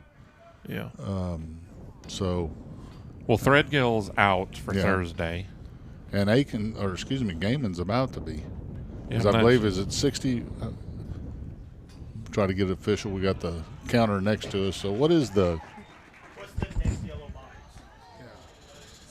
There's a base on 60, ball. So 65 pitches is the next limit. Where you have to go 3 days. 3 days. So this would be. What's today? Tuesday, Wednesday. Well, either way, he's already. He's too. I was thinking too today far. was Monday. Yeah, so you're right. he's too far down the road. So keep it where it is here now. So that's going to bring up Hendricks here with the bases loaded and no outs. We're in the top of the 7th, and there's going to be another ball. Here's a little West End replay on that last bat. Just low. Just not giving the low strike. Yeah. A lot of times you might see that called a strike, but not tonight. Gaiman comes set. That's 2 balls, no strikes now. Student section starting to cuddle up in the blankets, and everybody it's getting a little colder over there, I guess. Yeah. Yeah. Word goes out to the mound to have a quick visit with Gaiman. And Billies need to find a way to get back in the dugout, try to make something happen. If nothing else, just to get a little momentum going into the next game, Scott. Yeah, I would agree. You know, obviously their pitcher's been good, but we didn't get very good swings at him.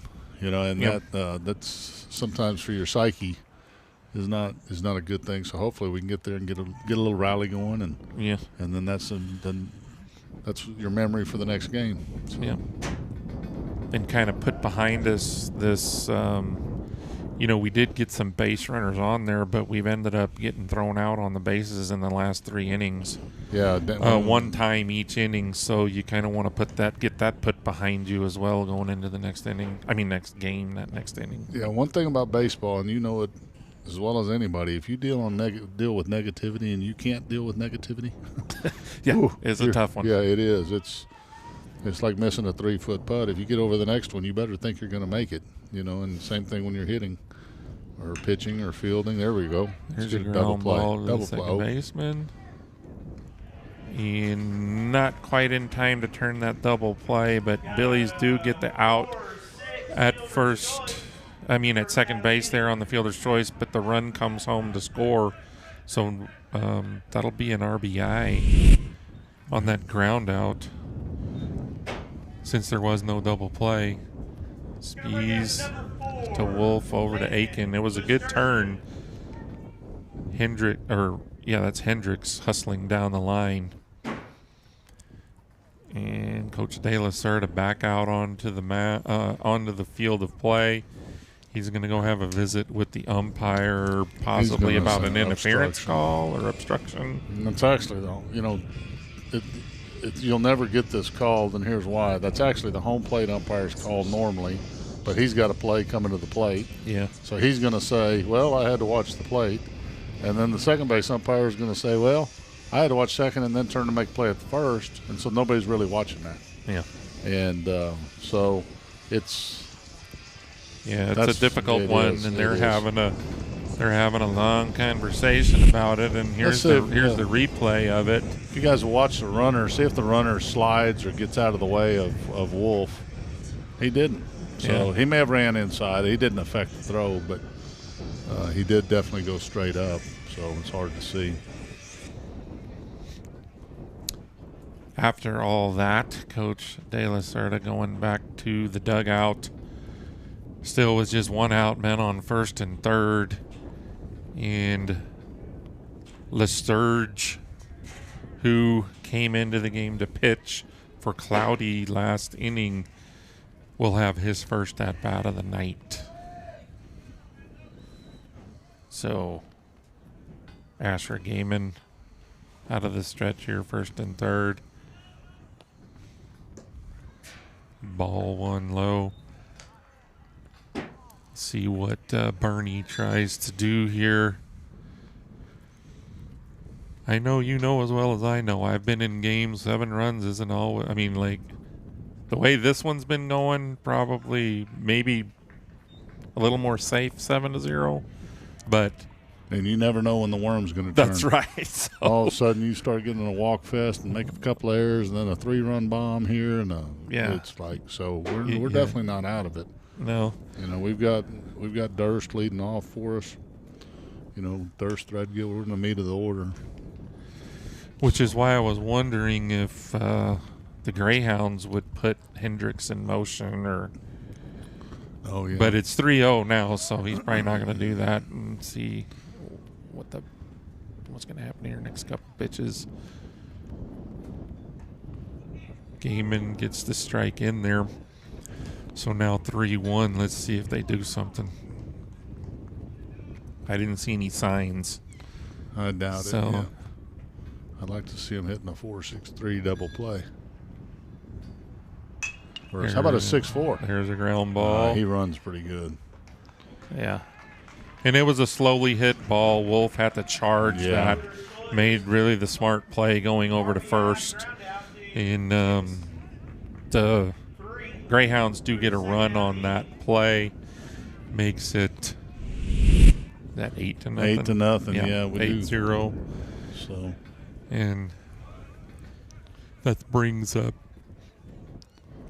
Let's see who's coming up here next. McNew. McNew. Yeah. McNew.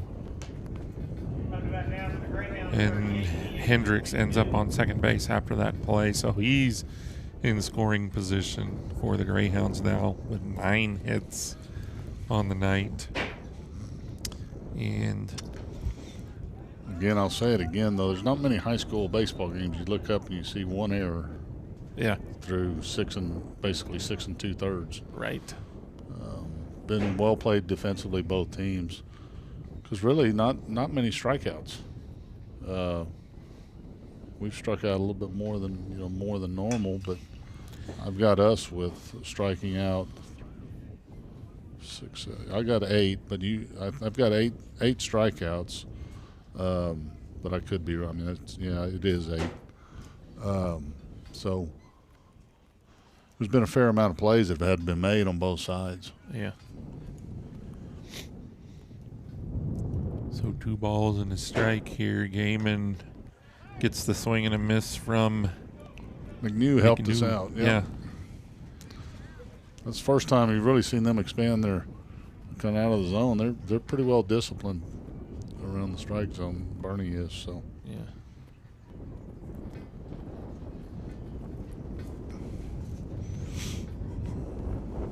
The 2-2 a little outside, and Hendricks really ventured off pretty far on that one. But the middle infielders playing back here for the out. Hard to get in behind them on those plays. Again, thank you, Hill Country Pest Control, for the sponsorship. You can see it right there on your scoreboard, top left-hand corner of the screen. You know, and I had a slice of that West End pizza. Whatever the last game was here that I was here, they had it in the concession stand. I was like, hey, that's pretty good stuff too. Oh, yeah. So They're getting the replays out of the booth. Good job in the trailer by the crew, getting those replays done. And there's a looping line drive into center field. And Hendrick's going to hold up at third base. So that's going to put runners on first and third. McNew collecting his second hit of the night on that at-bat. In number 21, the catcher Blaylock coming up to bat. Gaiman trying to just reach down and get this final out here in the 7th inning. Yeah, Hooper pinch hit for Blaylock last time, and Blaylock re-entered the game, so now he's back out there. Ooh, that's going to be a tough foul ball. Yeah, that's that Bermuda that was a little deeper part of the Bermuda Triangle. Right. That's over there where the shipwrecks happened. Yeah. Ooh. But I don't know. You can remember this too when that was a pipe fence. Yeah, the top of it. The top of it was pipe, and it's about head high for those of you that haven't been here. Man, it was dangerous. I'm glad I put a little padding because I saw a number of players run into that. Yeah. But we took what we could get back then, Scott. That was chain link originally, and then they put a chain link. You'd be okay. Yeah. A little top rail, but boy, that pipe. Pickoff attempt there by Gaiman. McNew back in safely. It's 8-0 here in the top of the 7th. You know, it's kind of interesting looking at this field, going back to the old timers that helped build this. You know, they did that watching a replay here on the pick, how close it was. Ooh. It was close. It was close. But I went to JV played over in Harper. Then I went to Harper, and Harper did the same thing about, I guess it's been 7, 8, 9 years ago. And boy, they built a real nice facility there. And we've got a top-notch facility here. They got one. Ooh, another snap throw. We got that replay. That looked close too. Here's the West End replay on that one. Let's see what happens. Whew, that's a close one. It's close. Man. Shortened up his lead a little bit, though. Yeah. Oh, hit him. He did hit him. Yeah, that hit him. So hit by pitch for Blaylock. That's number 10, Walker Hill. We'll bring up Hill, who has one hit on the night.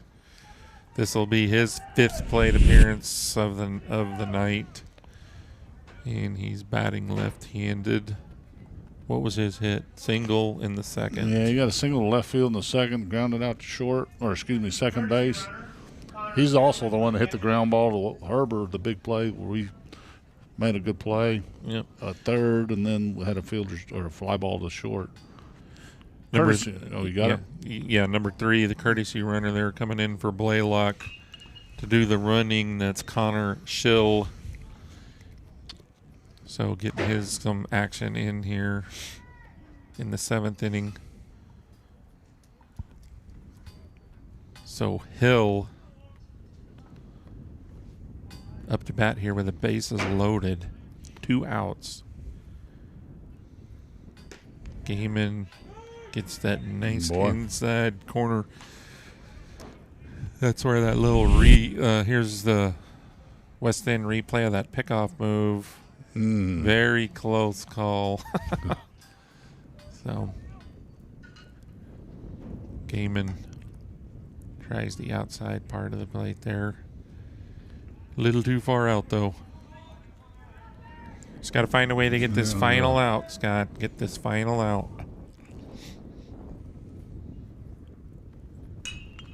And there's he definitely wants to go the other way, doesn't he? Oh, yeah.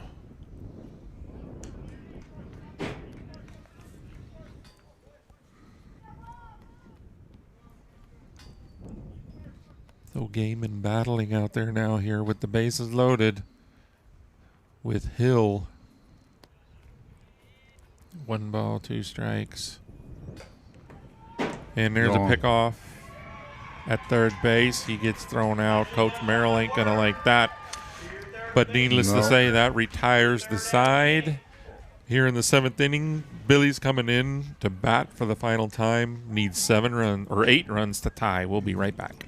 Well, howdy, friends. This is Paige Finley from FBG and Billy's Live. I want to tell you about some new friends I met at J4 Trailer, a family-owned Texas trailer dealer out 290 just east of Fredericksburg. They carry utility trailers, livestock trailers, cargo trailers, and if you're looking for all the bells and whistles, they can custom build just about anything. Food trucks, car haulers, trash, or landscape trailers, whatever you need. Give them a call today, 830-997-9969, J4 Trailers. That's where I got mine.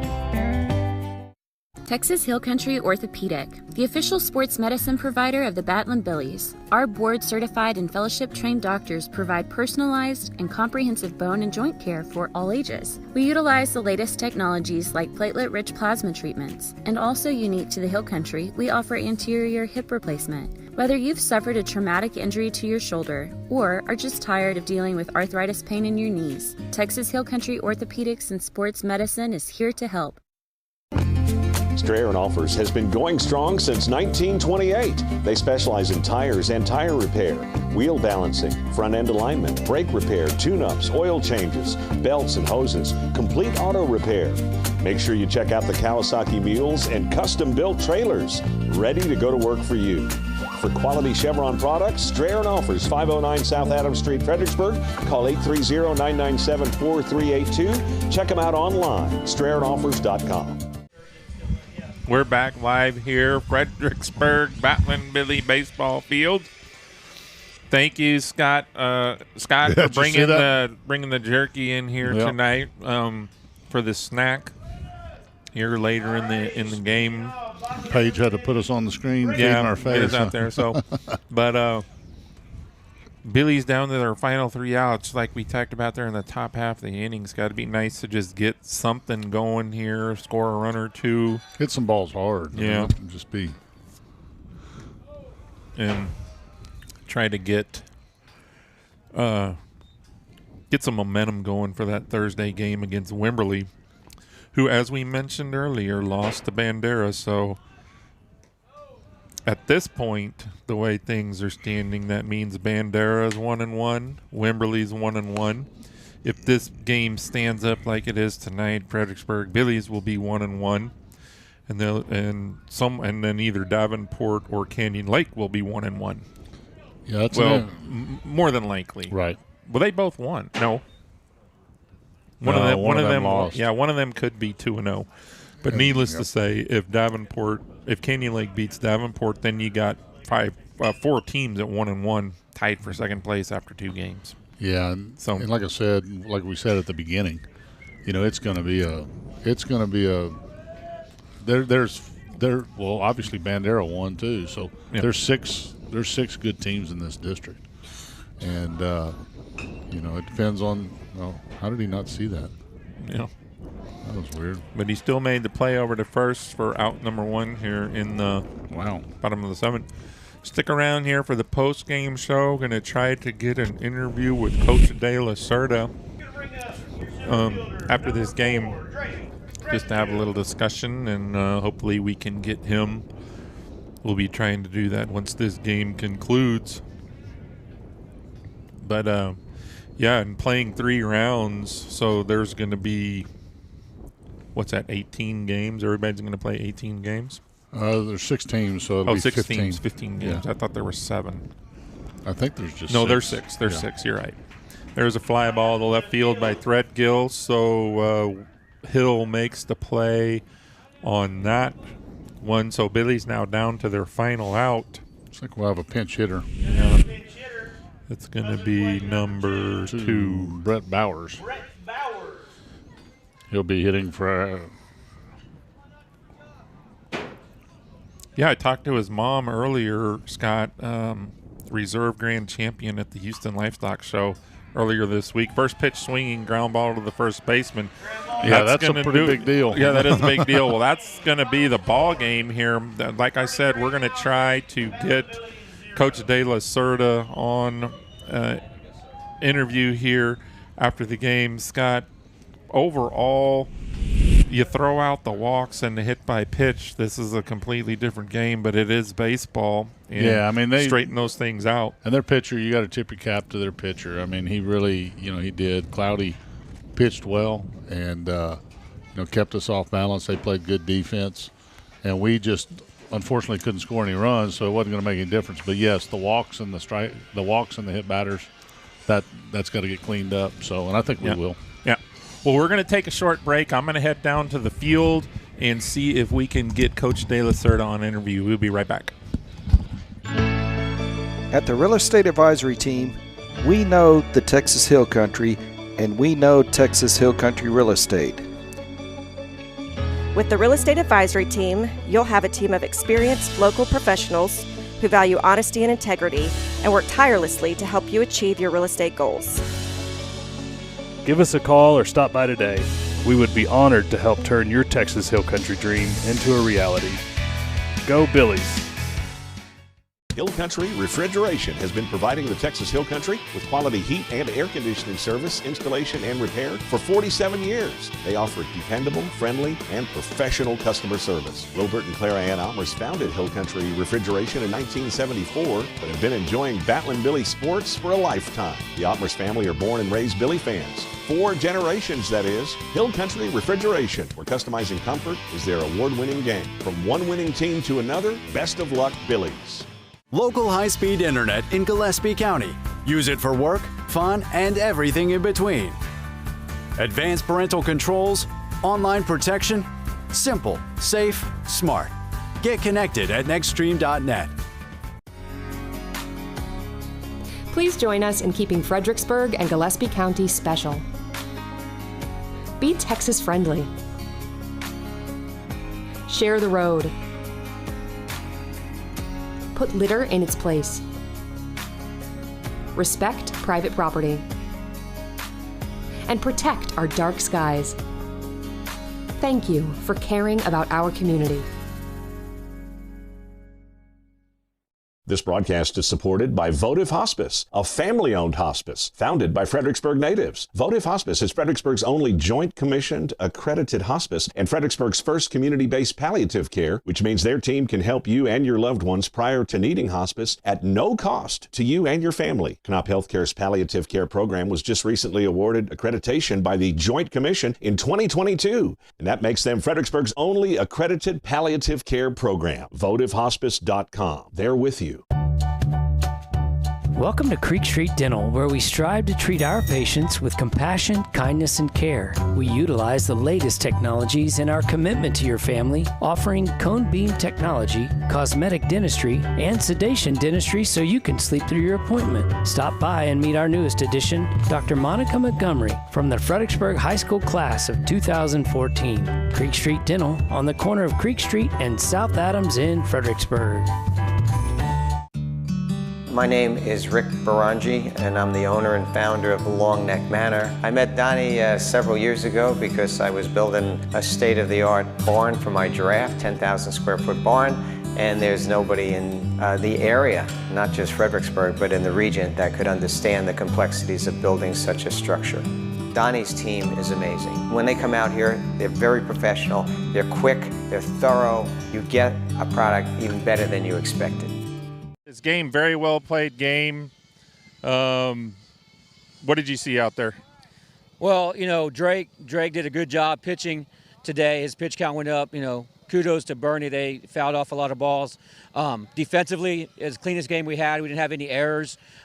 Just missed some opportunities at the plate. Their pitcher did enough to keep us off balance and had enough live on his curveball. Yeah, so we were noticing that about Threadgill. His fastball really had a lot of life on it, and when he was just missing those strikeouts with two strikes, they were getting just a little piece of it and a little piece of it, and that's what drove up his pitch count. What do you got coming up here the rest of this week? You're playing Wimberley on Thursday. Yes. And what are you looking for in that game? Well, like I just told the boys real quick, we still have 13 opportunities in district. It's a 15-game, district schedule, so it's a quick turnaround. We'll be out there tomorrow morning for practice and a little Billy's clinic, and then be on the road Thursday afternoon. Yeah, well, and saying it's a 15-game district round, that's, there's a lot of baseball to be played, and after 2 rounds, possibly there could be 4 teams 1-1. If Davenport ends up, or Canyon Lake ends up beating Davenport today, everybody's bunched up there, so it's really anybody's game. And do you see any true front runner in this district? They're all tough. Yeah, they're all tough. I mean, Boerne, I think, is the front runner. They're a top team in the region and in the state. And then there's, today, Bandera, beating Wimberley, so they're 1-1. We're 1-1. Davenport's now 1-1. So it's gonna be a dogfight. There's gonna be a good team. Unfortunately, they'll be left out, and we're hoping that's not us. After last year, it was, it stung. And so, we're talking about the process and talk to the boys. The process is ongoing, and we look to get better tomorrow morning. Well, nice job today on the defensive side of it. I know it wasn't the results you wanted, but good luck on Thursday, and we'll see you next week here on Billy's That Live next Tuesday. Okay. Appreciate it. Thank you. Yes, sir.